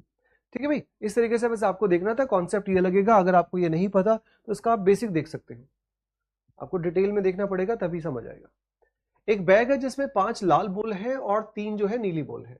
यदि रैंडमली किसी ने क्या किया, 3 गेंद निकाली गई, तो उनमें से ठीक 2 गेंदों के लाल होने की प्रायिकता क्या होगी? आपको 5 तो रेड बॉल है, रेड वाली जो है कितनी है भाई, 5 है, और नीले वाली जो है, ब्लू वाली जो है वो 3 बॉल है। कोई भी 2 बॉल निकालनी है, 2 बॉल रैंडमली निकाली और दोनों क्या हो जाए हमारे पास, दोनों लाल हो जाए, ये बताना है बस। कैसे करेंगे? इन 5 रेड में से अगर आपने 2 रेड सेलेक्ट करनी है तो क्या बोल सकते हैं, 5C2। 5 रेड थी, 2 निकाले तो 5C2। कितने के हिसाब से? टोटल हमारे पास है 8 बॉल, इनमें से 2 चाहिए तो 8C2। जब भी प्रोबेबिलिटी निकालते क्या निकालते हैं, मैंने पहले बोला, जो उनकी पॉसिबिलिटी है upon total number of the possibility. तो टोटल हो सकती है 8 में से 2 आने की पॉसिबिलिटी, और जो चाहिए कितनी, 5 में से 2 निकालने की। तो क्या आंसर हो जाएगा यहाँ पे, 5 इंटू 4 डिविजन में 2। यहाँ कितना बनेगा, 8 इंटू 7 डिविजन में 2। 2 तो कैंसिल हो जाएंगे, 5 4 20 है और 8 से 56 है। ठीक है, कैंसिल भी कर सकते थे, 4 से 8 कट जाता है, वहीं कर देते हैं उसको। 4 से 8 कट जाएगा तो 5 और 2 आ जाएगा 40। 5/14 ऑप्शन नंबर सी में लिखा हुआ है, वही आंसर हो जाएगा। ठीक है भाई, आगे चलते हैं। यदि गोले की त्रिज्या में 10% की वृद्धि घट जाए तो उसके आयतन में क्या होगा? इसे तो करने की भी जरूरत नहीं है, क्वेश्चन बोले तो सीधा सीधा बिल्कुल इजीएस्ट क्वेश्चन है। इजी भी नहीं बोलेंगे, इजीएस्ट क्वेश्चन है, सबसे आसान यही है। आपको 10% के हिसाब से आयतन में चेंज करा, सीधा सीधा याद होता है आपको आयतन में क्या होता है, 33.1% आता है। किसी को अगर नहीं पता तो मैं ऐसा बोल देता हूँ, वॉल्यूम होता क्या है, एक गोले का वॉल्यूम क्या होता है, 4/3 पाई आर क्यूब। तो भैया इस 4/3 पाई से तो कुछ फर्क नहीं पड़ेगा, सिर्फ और सिर्फ फर्क किससे पड़ेगा, इस आर की पावर 3 से फर्क पड़ेगा। अगर त्रिज्या 10% बढ़ा दी जाए तो इसका मतलब होता है 10 से कोई चीज 11 कर देना। ये भी रेडियस थी और ये भी रेडियस है, इसका मतलब 1000 से कोई चीज बढ़ा के कितनी कर देना, 1331 कर देना। और जब इसका परसेंटेज निकालेंगे तो क्या आ जाएगा, 33.1% आ जाएगा, और सीधे सीधे आपका आंसर आ जाएगा। ठीक है, आगे चले। x+1 की वैल्यू, अगर इस क्वेश्चन को बोलूं डायरेक्ट आपके पास आंसर 47 आएगा। इजीएस्ट हो गया, ये भी आसान सवाल है, आपको डायरेक्ट निकाल सकते हो। 3 की पावर 9 करेंगे, 9 में से 2 कैंसिल करेंगे, 7 हो जाएगा। 7 की पावर 2 करेंगे 49, 49 में से 2 कैंसिल करेंगे 47। बस आपको फॉर्मूला पता होना चाहिए। जब x+1/x का हमने स्क्वायर किया तो 3 का भी स्क्वायर कर देंगे, इसका स्क्वायर करके क्या आएगा, x² प्लस 1/x² प्लस 2। जो बाकी चीज है वो कट जाएगी, तो यहां से 9, इस 2 को इधर क्या कर देंगे, माइनस कर देंगे, और जैसे माइनस कर दिया तो कितना बन गया भैया, 7। इसका फिर से स्क्वायर कर दो, ये जो नंबर है इसका फिर से स्क्वायर कर दो, और जैसे ही आप दोबारा से स्क्वायर करेंगे, यहां भी स्क्वायर कर दिया और 7 का भी स्क्वायर कर दिया। स्क्वायर करेंगे तो x की पावर 4 प्लस 1/x की पावर 4 प्लस 2 फिर से आएगा। 7 का स्क्वायर करेंगे तो 49, 49 में से 2 को माइनस कर दो तो आपके पास यही तो नंबर बचेगा, इसी को चाहिए था हमें। x की पावर 4 प्लस 1/x की पावर 4 इज इक्वल टू 47। बिना देखे आप डायरेक्ट कर सकते थे उसको, बस आपको फॉर्मूला पता होना चाहिए। से ये तो वही है, a की आई b की आई से 25% अधिक है, b की आई c की आई से 20% अधिक है, c की आई d की आई से 10% कम है। a और d के बारे में बात करें, ठीक है। अगर क्वेश्चन में बोला जाए तो ये क्या है, इजी से मॉडरेट सवाल है। आपको बस ये देखना था कि कैसे क्वेश्चन में, इंग्लिश में भी देख सकते हैं, a की आई b से 25% ज्यादा है, b की 20% कम है, ज्यादा है, सॉरी, इधर से देखते हैं, ठीक है। तो पहले वाले से अगर बोला जाए a और b का रेशियो आ जाएगा, 25% अधिक का मतलब होता है 1/4।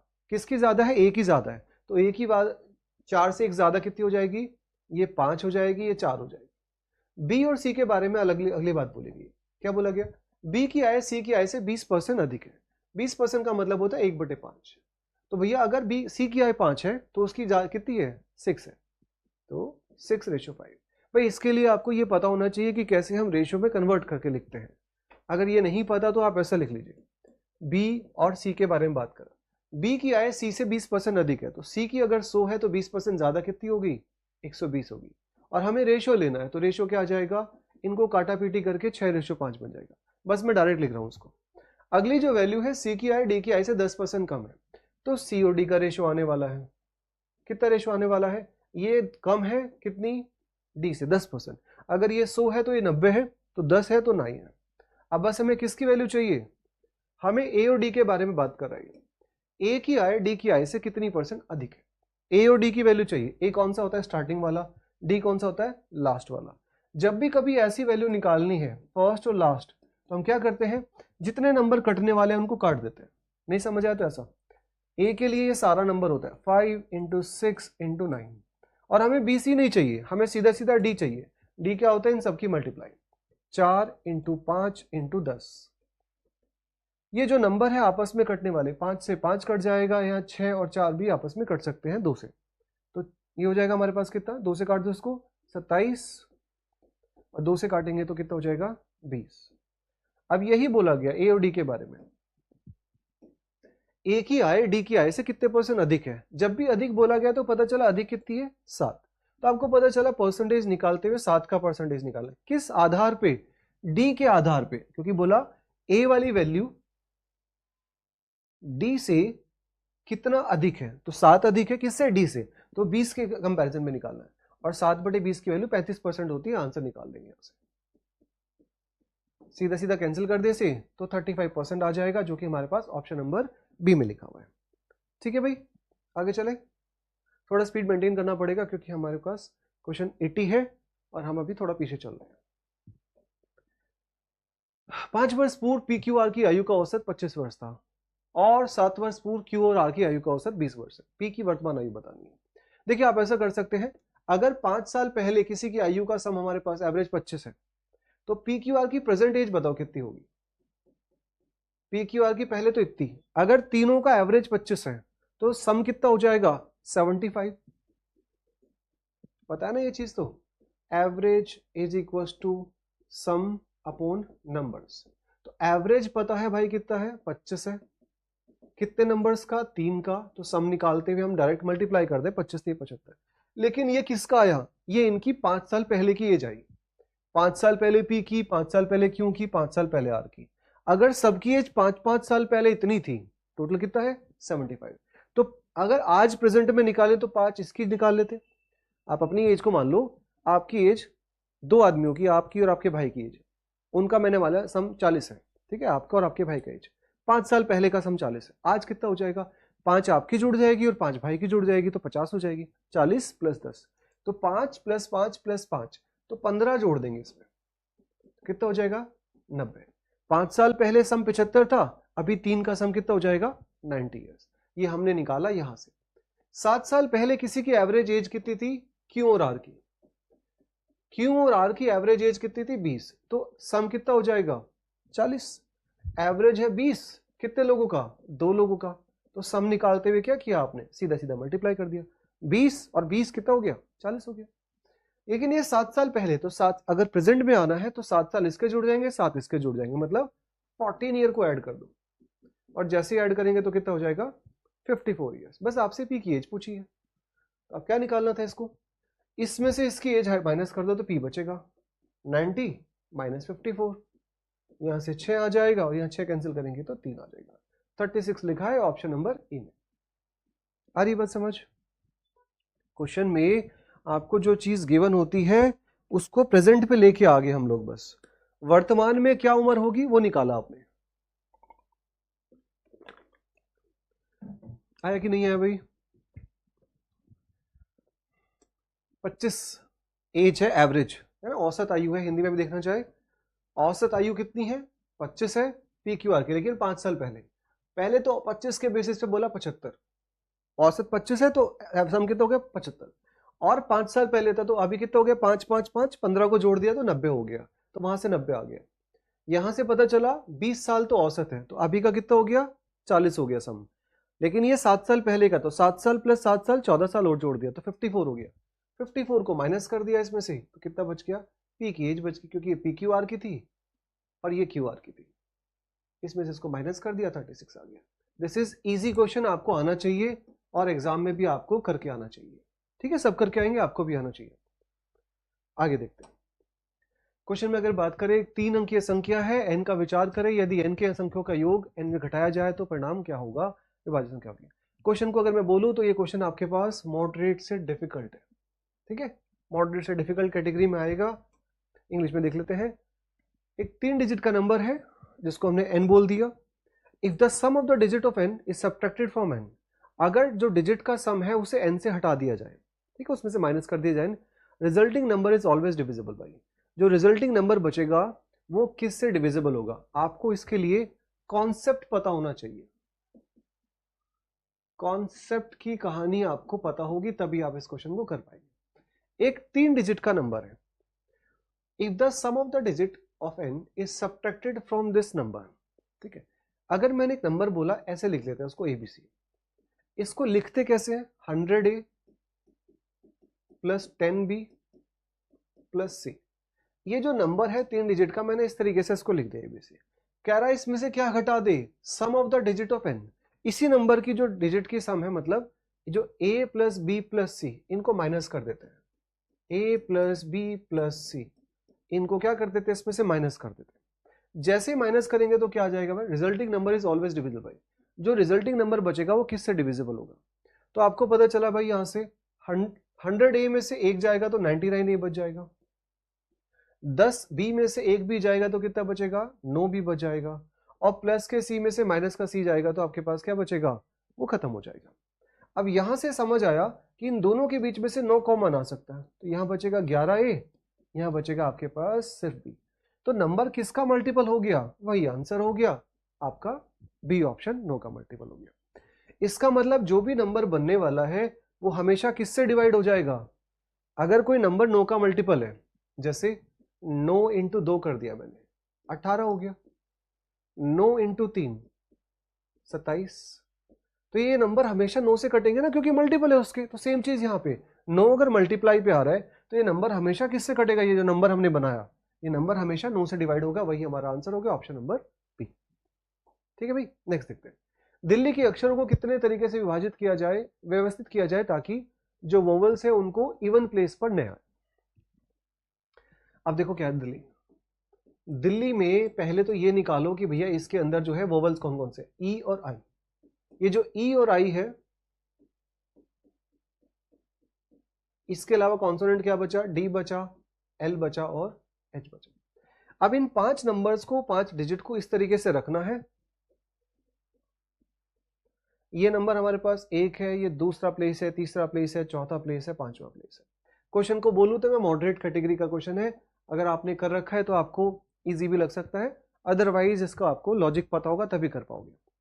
कह रहा कि जो इवन प्लेस है वहां पे कभी भी वोवल ना आए, तो वोवल कहाँ आने चाहिए, ओड प्लेस पे आना चाहिए। ओड प्लेस कौन सा है, ये वाला ओड प्लेस है, ये वाला ओड प्लेस है और ये वाला ओड प्लेस है। तो टोटल हमारे पास कितनी जगह है, 3 जगह है। इसमें वोवल्स कौन से रखने हैं, ई और आई रखने हैं, मतलब 2 चीजें रखनी है। तो क्या हम इसको ऐसा कह सकते हैं, 3C2। जगह हमारे पास 3 है, चीजें कितनी रखनी है, 2 रखनी है, तो उसको बोलेंगे 3C2 इनटू। इसके अलावा जो चीजें बची, अब आप एक बात बताओ, टोटल इसके अलावा हमारे पास अगर यहां 2 वोवल आ गई तो जगह कितनी बची इसके अलावा, 1 2 3। अगर हमने दोनों वोवल्स यहां रख दिए, ठीक है, तो जगह कितनी बची फिर भी आपके पास इन दोनों को छोड़ के, 1 2 और 3। हमने दोनों वोवल्स को यहां रख दिया, तब भी कितनी जगह बची आपके पास, 3। इन 3 जगह में 3 ही चीजों को रखना है, तो हम क्या बोल देंगे इसको, 3 फैक्टोरियल बोल देंगे। समझ आई बात। ये आया किसके लिए, वोवल्स के लिए, कि भैया वोवल्स रखने के लिए जगह तो 3 थी, रखने कितने, 2 वोवल है, तो 3C2। अब ये जैसे रख दिया तो बचा कितना हमारे पास, टोटल 3 प्लेस बचते हैं, उसमें 3 ही जगह, 3 सामान रखने हैं, तो 3 फैक्टोरियल तरीके से रख सकते हैं। यहां से आएगा कितना, 3 इंटू 2, और यहां से क्या है, 1 इंटू 2।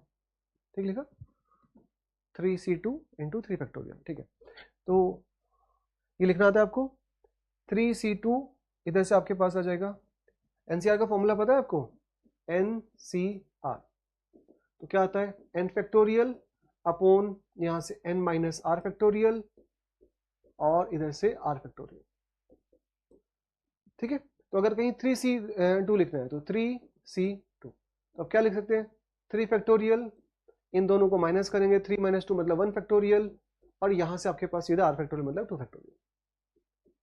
इसे क्या लिख सकते हैं, 3 × 2 × 1, 1 का तो मतलब 1 ही है और 2 का मतलब है 2 × 1। ये जो कैंसिल हो जाएंगे आपस में, क्या बचेगा, 3 बचेगा। तो बस इसी को आपने यहां से लिखना है, 3c2 लिखो या 3c1 लिखो, एक ही बात होती है, यहां से 3 आ जाएगा इंटू, यहां से कितना आएगा आपके पास, 3 फैक्टोरियल का मतलब होता है 3 × 2, तो 3 3 9 दूनी 18, कुछ गलत लिखा, ऑप्शन गलत लिखा क्या, 6 6 36,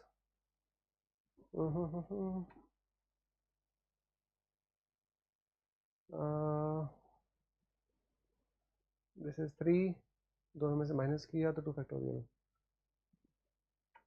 ठीक लिखा, ऑप्शन में भी गड़बड़ कुछ नहीं, चेक कर लेने एक बार, ठीक है, बट है यही भी आपके पास, 3 में से 2 चीजें रखी आपने और 3 फैक्टोरियल आ गया।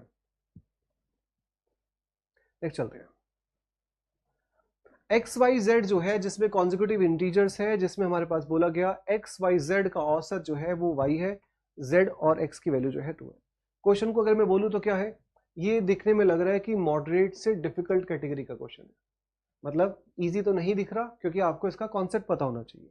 इंग्लिश में देख लेते हैं, X Y Z consecutive integers है, इसने पूछा क्या आर एक्स वाई जेड और कॉन्जिक्यूटिव इंटीजर्स, क्या एक और दो किसी के बेसिस पे आप बता सकते हो आंसर क्या आ सकता है। जैसे पहला average of X Y Z is Y, जब 3 नंबर्स ऐसे लिखे हुए एक्स वाई और जेड, इनका एवरेज क्या है, वाई है, मतलब ये बीच वाला नंबर है। आपको ये कॉन्सेप्ट पता होना चाहिए, जब भी कोई नंबर होते, जैसे मैंने कहा 4 5 6, मैंने कहा फॉर सपोज यहां से लिया मैंने 5 10 और 15, इधर लिया मैंने 20 30 और 40, जब भी नंबर ऐसे कॉन्जिक्यूटिवली लिखे होते हैं, ये एपी सीरीज है सारी की सारी, मतलब नंबर्स के बीच वाला नंबर ही हमेशा क्या आ जाएगा, एवरेज आ जाएगा। इन तीनों का एवरेज 5 होगा, इन तीनों का एवरेज 10 होगा, इन तीनों का एवरेज 30 होगा।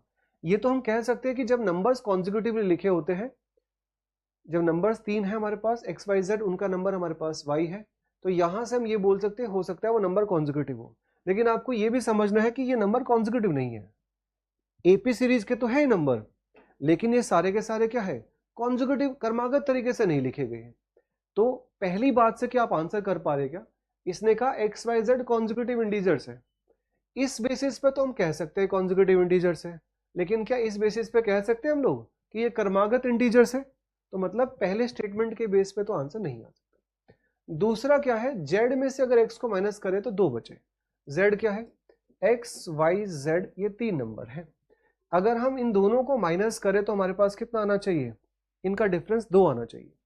तो क्या ऐसी कोई कंडीशन आपके दिमाग में आती है, मैंने कहा फॉर सपोज जेड वाला बड़ा है ना, इसको 4 मान लो, इसको 5 मान लो, इसको 6 मान लो, तो भी तो जेड में से y को x को माइनस करेंगे 2 आएगा। कोई भी नंबर आप कंसेक्यूटिव लेंगे, 7 यहां से मैंने लिया 8, यहां से लिया 9, 7 में से 9 माइनस करेंगे तो कितना बचेगा, तभी 2 बचेगा। तो यहां से हम कह पा रहे हैं कि हमारे पास ये है, लेकिन दिमाग में एक और चीज आपको लानी चाहिए, इन नंबर्स को मैंने जैसे यहाँ पे पहली कंडीशन में तो सेटिस्फाई कर रहा था, लेकिन जैसे ही मैंने कंडीशन बदल के ऐसा कुछ कह दिया तब भी ये कंडीशन सही है कि भैया 3 नंबर्स है एक्स वाई जेड, और उसमें जो बीच वाला नंबर होता है वो उनका एवरेज होता है, यहां भी होता है यहां भी होता है। इससे तो पता चला कि कॉन्जिक्यूटिव नंबर्स है, यहां तो सेटिस्फाई किया, लेकिन इससे पता चला कि कॉन्जिक्यूटिव नंबर्स नहीं है। सेम चीज अगर जैसे पता चला z और x का डिफरेंस 2 है, तो हमें पता चला भैया 2 डिफरेंस है तो कॉन्जिक्यूटिव नंबर्स होंगे, जैसे 2 का डिफरेंस हो तो भी कॉन्जिक्यूटिव नंबर्स होंगे। बट कोई नंबर ऐसा भी आता है कि ये डिफरेंस भी 2 बन जाए और कॉन्जिक्यूटिव भी ना हो, तो अगर मैंने ऐसा लिख दिया 2.5 3.5 और 4.5, इन तीनों का डिफरेंस में अगर मैंने z और x का डिफरेंस देखा तब भी तो 2 ही बना, तब भी क्या हो गया हमारे पास, तब भी डिफरेंस 2 हो गया। तो क्या हमें यह पता चल रहा है कि z में से x माइनस करने के बाद तो 2 बन रहा है, कंडीशन तो सेटिस्फाई है, लेकिन क्या हम ये कह सकते हैं कि x y z consecutive integers है, ये इंटीजर्स है क्या हमारे पास, ये इंटीजर्स में नहीं आते, ध्यान रखेंगे इसको। 2.5 3.5 और 4.5 ये नंबर्स है आपके पास, ये नंबर जो है इंटीजर्स नहीं होते, इंटीजर्स में कोई भी पॉइंट वाला नंबर नहीं आ सकता, दशमलव वाला।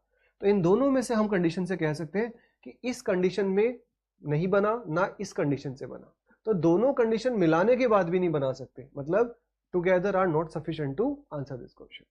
अगेन मैंने बोला मॉडरेट से डिफिकल्ट सवाल था, आपको जब कॉन्सेप्ट पता है तभी आप कर पाएंगे, और कॉन्सेप्ट नहीं पता तो आप इसे नहीं कर पाएंगे। ठीक है, आगे चलते हैं। 50 फैक्टोरियल के अंत में शून्यों की संख्या बतानी है। अब ये देखो क्वेश्चन बताऊं तो इजी है, ये आपको इजी लगना चाहिए क्वेश्चन, आप डायरेक्ट बता सकते हो इसमें। कैसे? अगर 50 फैक्टोरियल है, इसमें बोला कि जीरो बता दो कितने कितने होंगे, तो कैसे होता है 50 फैक्टोरियल? होएगा तो ऐसा 50 आएगा, 49 आएगा, फिर 48 आएगा, 47 आएगा, और ऐसे ऐसे करके 1 तक आएगा। ठीक है, आपको जीरो बतानी है, कभी भी जीरो निकालनी हो, है ना, काउंटिंग ऑफ जीरो करनी हो, तो या तो आप काउंट कर लेते हो 2 को, या काउंट कर लेते हो 5 को। 2 को कब करते हैं? जब 2 कम होते हैं तो 2 कर लेते हैं, जब 5 कम होते हैं तो 5 को कर लेते हैं। यहाँ पे 2 तो बहुत सारे आए होंगे, जैसे यहाँ पे आएगा, इसके अंदर भी 2 आया, यहाँ भी आया, फिर 46 में आएगा, 44 में भी बहुत सारे 2 आएंगे, लेकिन 2 बहुत सारे हैं तो हम क्या कर सकते हो? 5 को काउंट कर सकते हो। 5 कैसे पता चलेंगे? जैसे यहाँ एक 5 आया, इसके बाद जो 5 आएगा 45 में आएगा, इसके बाद जो 5 आएगा वो आपके पास 40 में आएगा, और फिर यहाँ करके आपके पास लास्ट 5 में आएगा। ठीक है, 1 तक जाना है। कैसे करते हैं 5 को काउंट? इस 50 को 5 से डिवाइड कर लिया तो पता चला भैया 10 बार 5 आ गया। 10 बार क्या आ जाएगा? 10 बार 5 आएगा। तो 10 आंसर भी ऑप्शन में लिखा है, बट 10 नहीं लगाना। क्यों? क्योंकि एक और लॉजिक है, आपको छोटा सा दिमाग में रखना है। ये 50 है ना, इसके अंदर हमारे पास 5 एक बार नहीं होता। हमने 5 देखे, कहाँ कहाँ आया होगा? एक 5 में आया होगा, फिर एक 10 में आया होगा, 15 में आया होगा, 20 में आया होगा, 25 में आया होगा, 30 में आया होगा, 35 में आया होगा, 40 में आया होगा, 45 में आएगा, और 50 में आएगा। यहाँ तक तो हमने 10 काउंट कर लिए, लेकिन कहीं जगह 2 बार भी आता है, जैसे इस 25 में 2 बार आएगा, और 50 में भी 2 बार आएगा। तो दो एक एक बार का तो काउंट कर लिया, दूसरी बार का भी काउंट करना पड़ता है। अगर आप लॉजिक से देखें तो 50 को 25 से डिवाइड करके देख लिया, कितनी बार हो गया? 2 बार और हो गया। तो 10 + 2 आंसर आपके पास ऑप्शन नंबर बी में आएगा। 12 टोटल हमारे पास क्या है? 5 है, तो जीरो भी कितने बनेंगे? 12 ही बनेंगे। 2 तो बहुत सारे हैं तो हमने 5 काउंट कर लिया। ठीक है, चले भैया आगे। 1 फैक्टोरियल, 2 फैक्टोरियल, 3 फैक्टोरियल, ऐसे करके हमारे पास 100 फैक्टोरियल तक की बातें। तो 15 से विभाजित किया गया तो शेषफल क्या होगा? ठीक है, इन सारे नंबर्स को 15 से आप डिवाइड करना चाहो, प्लस या इनके बीच में,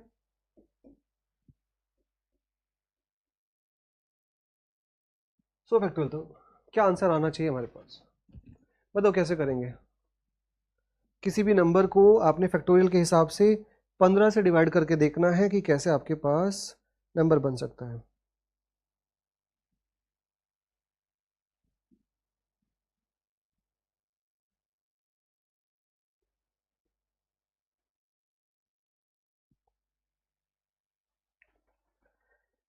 टोटल हम कहाँ तक देखेंगे भाई? जब भी आपको देखना है 15 तक देखना है, तो 15 के लिए क्या है, हम लोग 5 फैक्टोरियल तक की बात करते हैं। 5 फैक्टोरियल क्या होगा कि 15 का मतलब है 5 के फैक्टर भी होने चाहिए और उसमें 3 के फैक्टर भी होने चाहिए। तो अगर हम बात करें, हमारे पास यहाँ से कितने हो जाएंगे?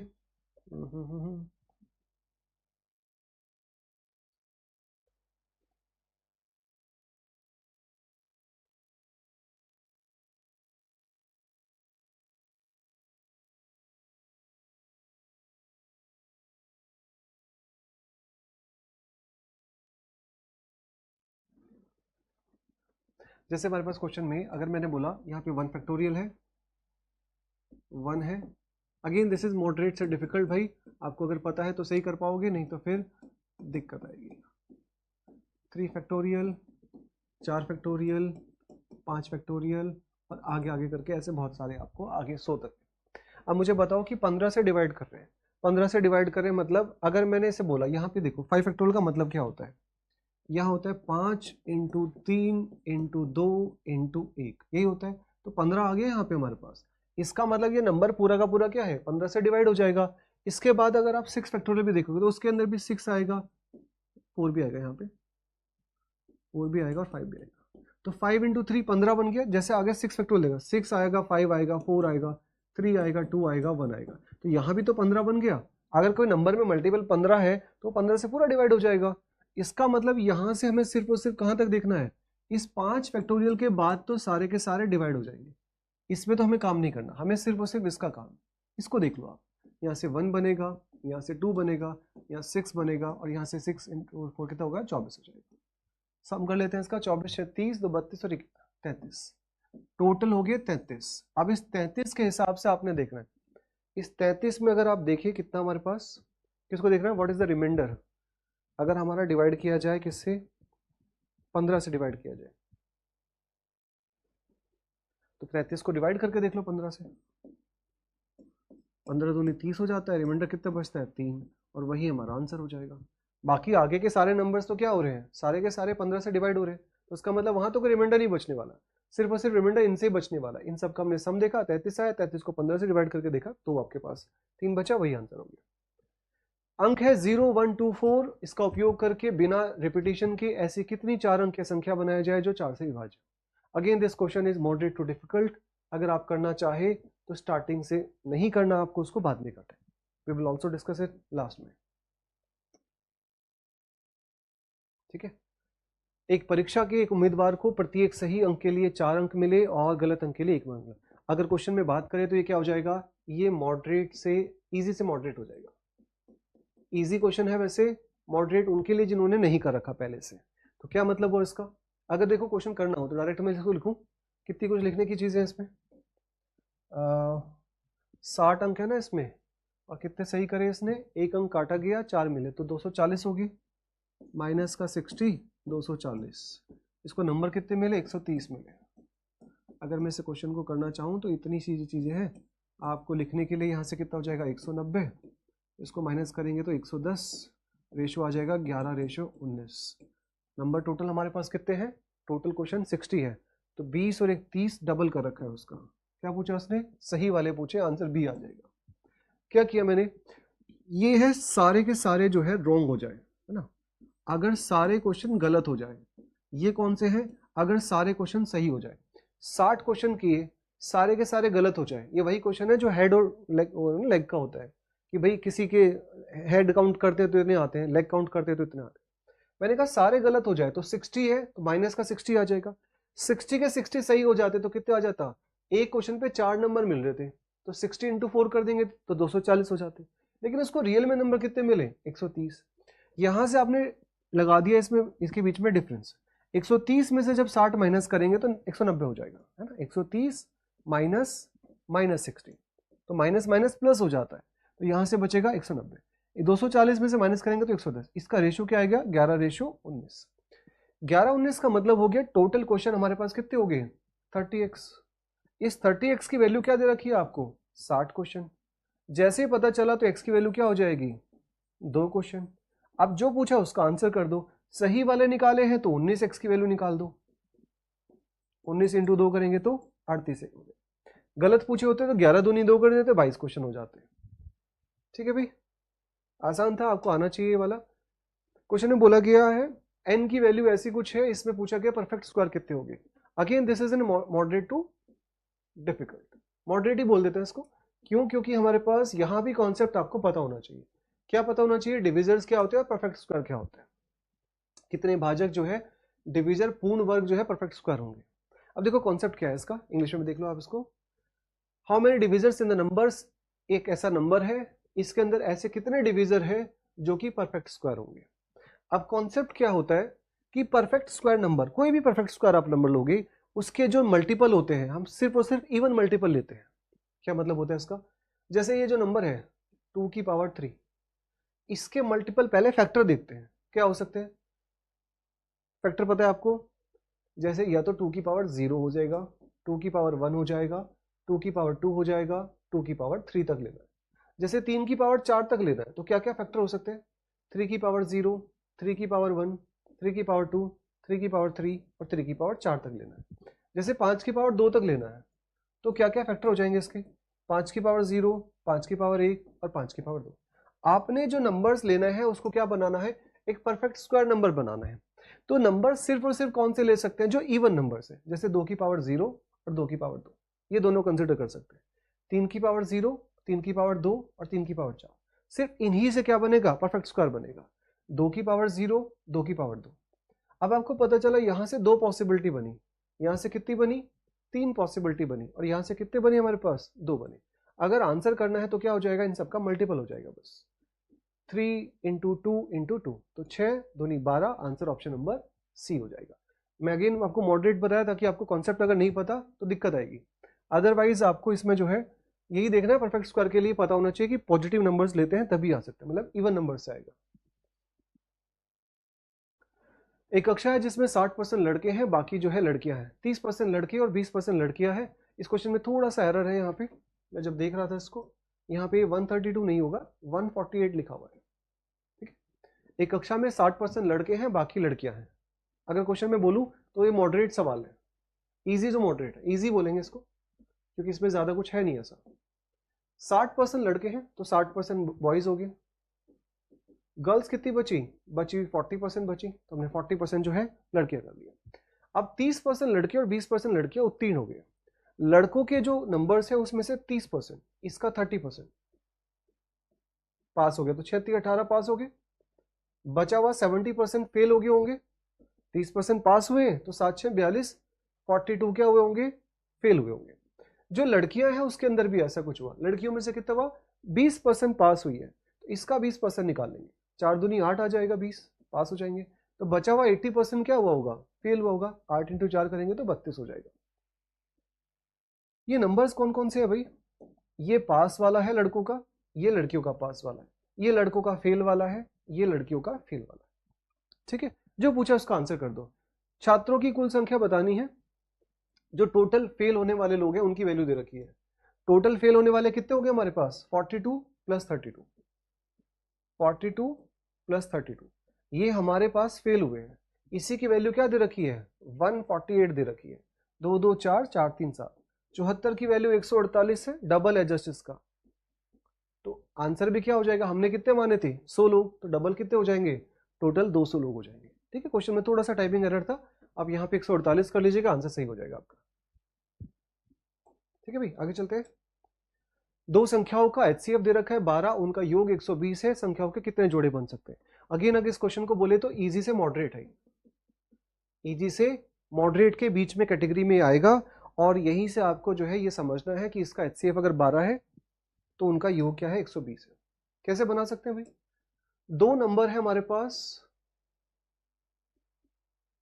ठीक है, ऐसा मान लो किसी नंबर को कैसे लिखते हो आप, उसका जो HCF होता है उसमें मल्टीपल होता है उसका फैक्टर का, दूसरा नंबर हमारे पास उसका HCF और उसमें मल्टीपल है उसका B, इन दोनों का जो योग है वो हमारे पास 12 है, 120 है। HCF की वैल्यू 12 दे रखी, तो HCF कॉमन ले लेते हैं यहां से। इसका मतलब जो भी नंबर रहेंगे उनमें हमें ये बात पता चल गई, इसकी वैल्यू 12 दे रखी है ना। अगर ये वैल्यू 12 है तो साफ साफ पता चल गया कि ए और बी क्या होते हैं, उन नंबर के ऐसे नंबर जो कि आपस में को प्राइम होते हैं, जो कट नहीं सकते। तो वो जो नंबर बनेंगे वो उनका सम कितना आना चाहिए, इसे कैंसिल कर देंगे तो 10 आना चाहिए। ऐसे जोड़े देखने हैं जहां पे आपके पास सम क्या बना रहा हूं, 10 बना रहा हूं, और नंबर आपस में क्या होने चाहिए, उनके बीच में कुछ कॉमन नहीं होना चाहिए, बस ये देखना है आपको इसमें। पहला जैसे मैंने 1 ले लिया तो दूसरा नंबर 9 हो सकता है, पॉसिबल है भाई, एक जोड़ा यहां से बन जाएगा। दो नंबर जिनका सम हमारे पास क्या बन रहा है, 10 बन रहा है। अगर आप 2 और 8 लेंगे तो क्या पॉसिबल है क्या, 2 और 8 के बीच में तो कॉमन हो गया कुछ, तो इसको नहीं ले सकते। जैसे 3 और 7 हो गया तो इसको ले सकते हैं, इनके बीच में कुछ भी कॉमन नहीं है, तो ये भी होगा, ये भी होगा।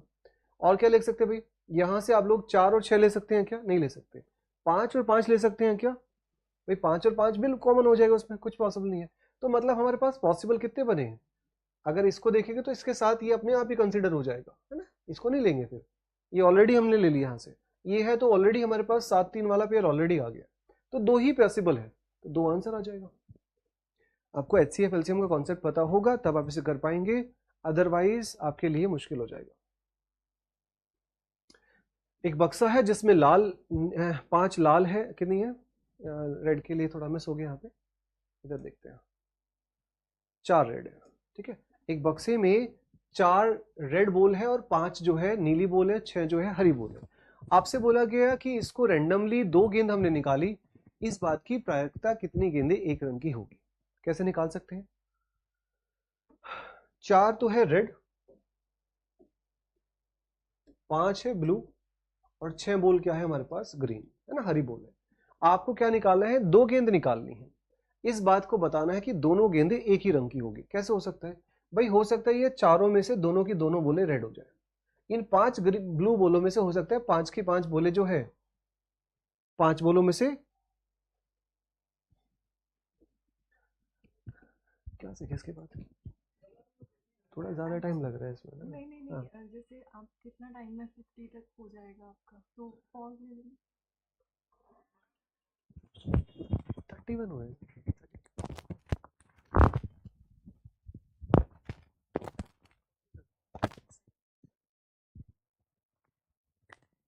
ठीक है, हमारे पास जो है यहाँ पे क्वेश्चन में, अगर फॉर सपोज हमें निकालना है कि 2 रेड बॉल निकाल, तो कैसे कैसे कर सकते हैं। 4 रेड में से 2 बॉल आप हो सकती है, हो सकता है 5 में से 2 रेड बॉल हो जाए, हो सकता है एक पॉसिबिलिटी 6 में से 2 बॉल हो जाए आपके पास, दोनों के दोनों जो है आपके पास ग्रीन बॉल हो जाए। तो जब भी कहीं इस तरह की पॉसिबिलिटी आती है तो उनके बीच में प्लस यूज करते हैं। मल्टीप्लीकेशन कब यूज करते हैं, जब दोनों चाहिए, भाई ये भी चाहिए और ये भी चाहिए तो मल्टीप्लीकेशन आता। बट हमें अलग से जब और का केस आता है तो प्लस यूज करते हैं। टोटल कितनी बॉल है, 6 4 10 और 5 15। इन 15 में से आपको 2 ही बोले चाहिए थे, तो बस इसको सॉल्व करना था आपको, यहाँ से आंसर आ जाएगा। ठीक है, यहाँ से सॉल्व कर सकते हैं, आपका आंसर बन जाएगा। पॉसिबली ऑप्शन नंबर आपके पास 1/2/5 आएगा, एक बार चेक कर लेंगे। ठीक है, इसको चेक कर लेना भाई, आंसर बन जाएगा।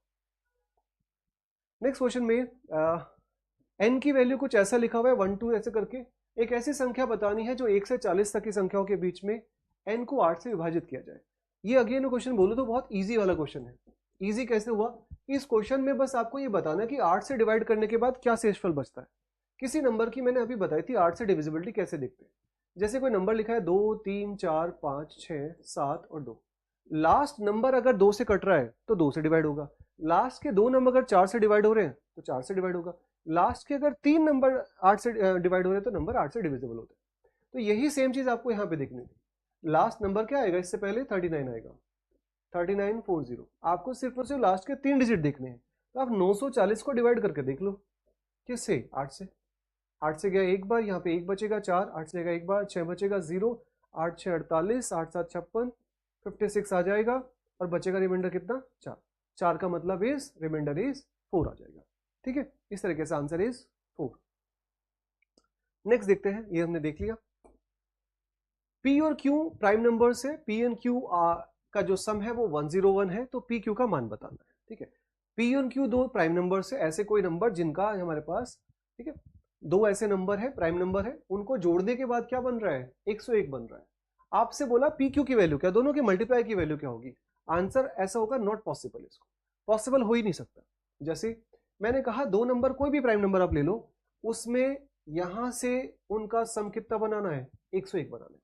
अब इसके लिए आपको एक कॉन्सेप्ट पता होना चाहिए। क्या कॉन्सेप्ट, कि फॉर सपोज मैंने कहा एक नंबर 2 है, दूसरा नंबर 3 है, दोनों को जोड़ने के बाद क्या बनेगा, 5 बनेगा। अगर मैंने नंबर लिया 2 और यहां नंबर लिया 7, सॉरी, दोनों को जोड़ने के बाद क्या बनेगा, 9। एक नंबर मैंने 4 लिया, दूसरा 6 लिया, यहां से क्या बना, 10। एक नंबर मैंने 7 लिया और दूसरा नंबर मैंने 9 लिया, दोनों को जोड़ने के बाद क्या बना, 16।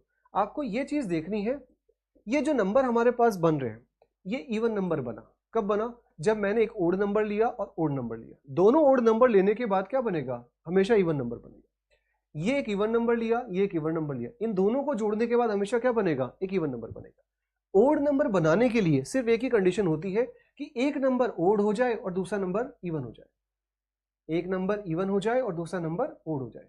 ये वाला नंबर इवन है, ये नंबर हमारे पास ओड है, तभी कोई पॉसिबल है कि तब हमारे पास नंबर क्या है, ओड बन सकता है। ये आपको पता होगा तभी कर पाओगे इसको। ये 101 क्या है, ओड नंबर है। ओड नंबर का मतलब है कि ये दोनों नंबर में से कोई एक नंबर इवन रहा होगा।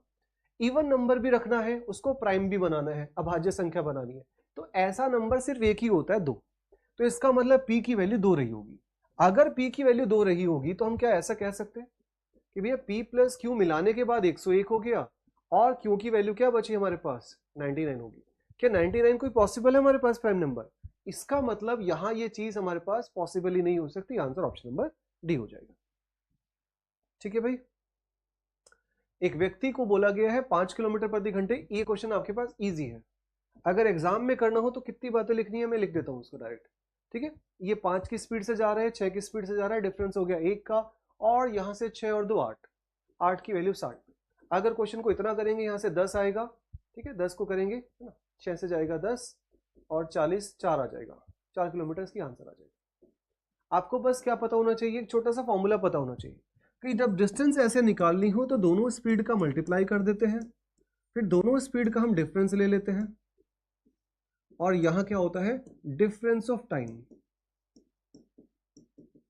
पहली जो स्पीड है वो 5 से जा रहा है, दूसरी स्पीड 6 से जा रहा है, 5 में से 6 को माइनस करो या 6 से 5 को करो, हमने पॉजिटिव वैल्यू लेनी है बस। तो डिफरेंस कितना आ जाएगा 1।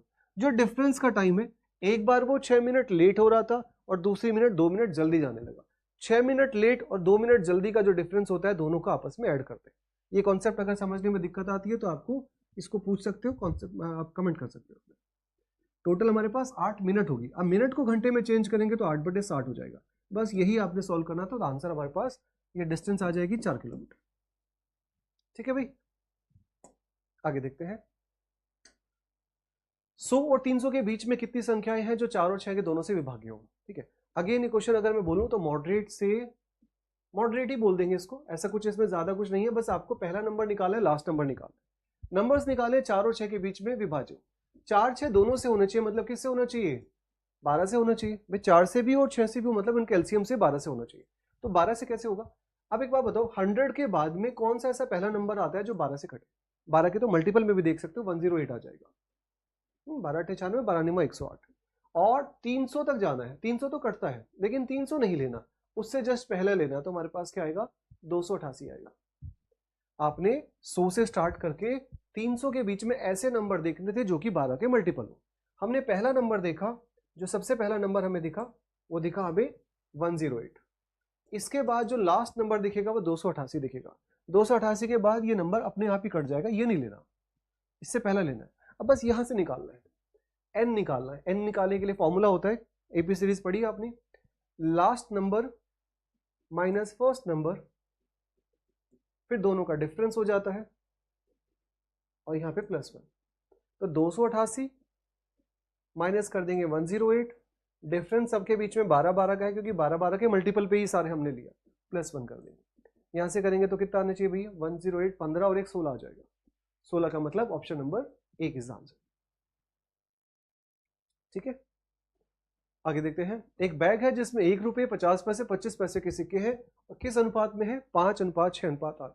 ये क्वेश्चन क्या है, इजी है, आपको आना चाहिए, आपको पता होना चाहिए कि कैसे आपके पास इसे करते हैं।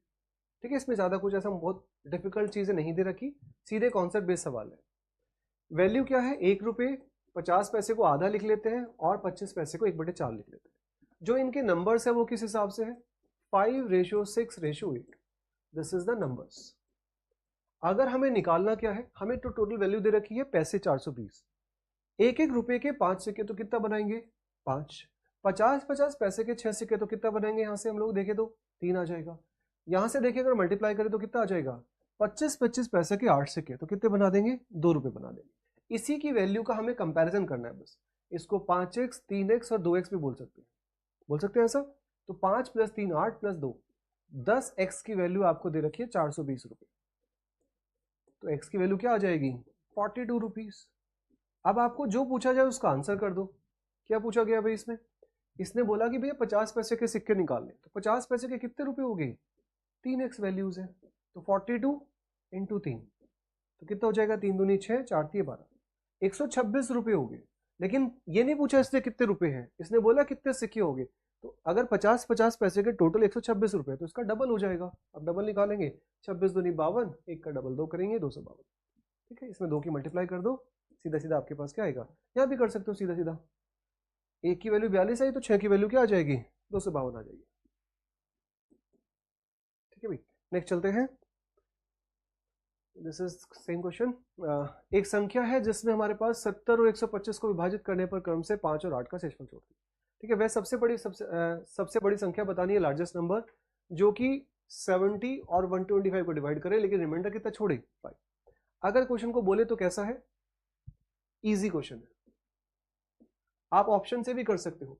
70 को करेंगे तो 5 बचना चाहिए, 125 को करेंगे तो 8 बचना चाहिए। कोई भी एक ऑप्शन उठाओ, डायरेक्ट आपको दिख जाएगा, 13 आंसर आएगा। क्या बोला मैंने, जैसे 70 को डिवाइड किया आपने 13 से, तो 13 5 65 होता है, रिमाइंडर कितना बचेगा यहाँ पे, 5। इस अगर 125 को डिवाइड किया आपने किससे, 13 से, तो 13 9 117 हो गया, ठीक है, 117, यहाँ पे कितना बच गया, 8 बच गया। दोनों पे सेटिस्फाई कर रहा है, आप आंसर लगा दोगे 13 आंसर आ जाएगा। ऐसा भी देख सकते थे, और भी तरीके हैं देखने के, आप जो है 70 और 125 इनके मल्टीपल देख सकते हो, ठीक है, जो भी आंसर आएगा वो इनके मल्टीपल के हिसाब से आएगा। 70 में क्या है, जैसे रिमाइंडर कितना बच रहा है 5, तो 70 में से 5 माइनस किया कितना हो गया 65, इसमें से 8 माइनस किया तो कितना हो गया 117। जो भी चाहिए इन 65 और 11 से अवध, इनका HCF होने वाला है, वो HCF क्या है इन दोनों का, 13 है, वही आंसर हो जाएगा। ये कॉन्सेप्ट नहीं पता तो आप ऑप्शन का यूज करके देख सकते थे, भाई आंसर आपके पास डायरेक्ट आ जाएगा।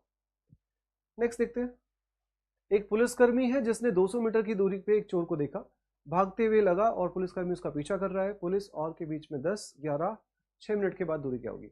अगर मैं आंसर बोलूं तो ऑप्शन आपके पास ये जो है बहुत इजी दे रखे हैं। इजी मतलब कुछ है ही नहीं इसमें, बहुत ज्यादा कुछ क्वेश्चन करते हुए इतनी बात होनी चाहिए। ये 200 मीटर है, पुलिस वाला किससे भाग रहा है, 10 से भाग रहा है ये, और 11 से पुलिस वाला भाग रहा है, तो डिफरेंस कितना हो जाएगा, 1 का हो जाएगा, ठीक है। 200 के हिसाब से 1, 5/18, 5 से करेंगे तो कितना हो जाएगा हमारे पास 40, 18 4 72, 60 से डिवाइड कर देते हैं। एक बार मैं लिख देता हूँ उसको, 3 से जाएगा 6 बार, 6 दूनी 12, 12 मिनट लग रहे हैं। कितने मिनट के बाद पूछे, 6 मिनट के बाद, सीधा सीधा आंसर इसका 100 मीटर हो जाएगा। क्या लिखा मैं बताता हूँ, डिस्टेंस जो है वो दे रखी है भैया, दोनों के बीच में 200 मीटर की डिस्टेंस है। पुलिस वाले की जो स्पीड है वो है 11 किलोमीटर पर आवर, जो चोर है उसकी स्पीड दे रखी है 10 किलोमीटर पर आवर। जब दो पर्सन एक दूसरे की तरफ ऐसे ऐसे करके भागते तो हम उसकी रिलेटिव स्पीड बोलते हैं उसको, कर्म है ना, एक दूसरे के बीच में संगत जो चाल होगी, तो दोनों का जो स्पीड हो जाएगा डिफरेंस हो जाएगा। तो जो स्पीड हमें लेनी है वो दोनों का डिफरेंस, मतलब 11 में से 10 जाएगा, 1 किलोमीटर पर घंटा हो जाएगा, ठीक है, 1 किलोमीटर पर आवर के हिसाब से आपके पास स्पीड आ जाएगी। अब जो टोटल टाइम निकालना है, टाइम निकालने के लिए दो ही चीजें चाहिए, क्या चाहिए, डिस्टेंस अपॉन स्पीड। तो डिस्टेंस तो है 200, टाइम कितने स्पीड से भाग रहे हैं, 1 किलोमीटर पर आवर को मीटर पर सेकंड बदलना है तो 5/18, 1 इंटू 5/18, ये किस में आ गया, सेकंड में आ गया। हमें किस में निकालना है, मिनट में निकालना है, तो हमने क्या किया, इसको 60 से डिवाइड कर दिया। जैसे करेंगे तो हमारे पास यहाँ से 12 आ जाएगा, 12 क्या आएगा, मिनट आ जाएगा। सेकंड को चेंज करके क्या बना दिया हमने, मिनट बना दिया, तो 12 मिनट। अब 12 मिनट में पूरा चेंज कर दे रहा है, लेकिन इसने बोला 6 मिनट के बाद बताओ। तो अगर 12 मिनट में किसी को पकड़ पा रहा है तो 6 मिनट में क्या आधा भागा होगा, आधा मतलब 200 का आधा मतलब कितना हो जाएगा, 100 मीटर हो जाएगा। तो उनके बीच की डिस्टेंस कितनी रह जाएगी, 100 मीटर रह जाएगी, ठीक है भाई। आगे चलते हैं, इसमें थोड़ा सा यहाँ पे टाइपिंग नहीं लिखा होगा, इंग्लिश में देख लेते हैं। PQR जो है 3 अलग अलग नंबर है, डिस्टिंक्ट नंबर्स है, प्राइम नंबर्स है। What is the maximum number of the factors that the product of PQR can have. PQR के जो है मैक्सिमम कितने फैक्टर्स हो सकते हैं। अगर मैं आंसर करूं तो इसको डायरेक्ट हम आंसर बोल सकते हैं, 8 आंसर आएगा। कैसे आएगा, एक distinct 3 digit single digit prime number है PQR, एक अलग अलग तरीके से आपके पास सिंगल डिजिट का प्राइम नंबर है। Maximum number of the factors of PQR क्या हो सकते हैं, क्या क्या पॉसिबल है भाई, क्या क्या बन सकते हैं।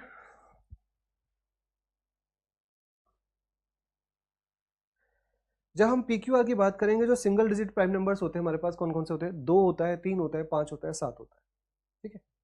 क्या क्या नंबर होते हैं, 2 हो सकता है, 3 हो सकता है, 5 हो सकता है, 7 हो सकता है। अब आपको 3 digit single digit prime number बनाना है, PQR 3 ही नंबर है।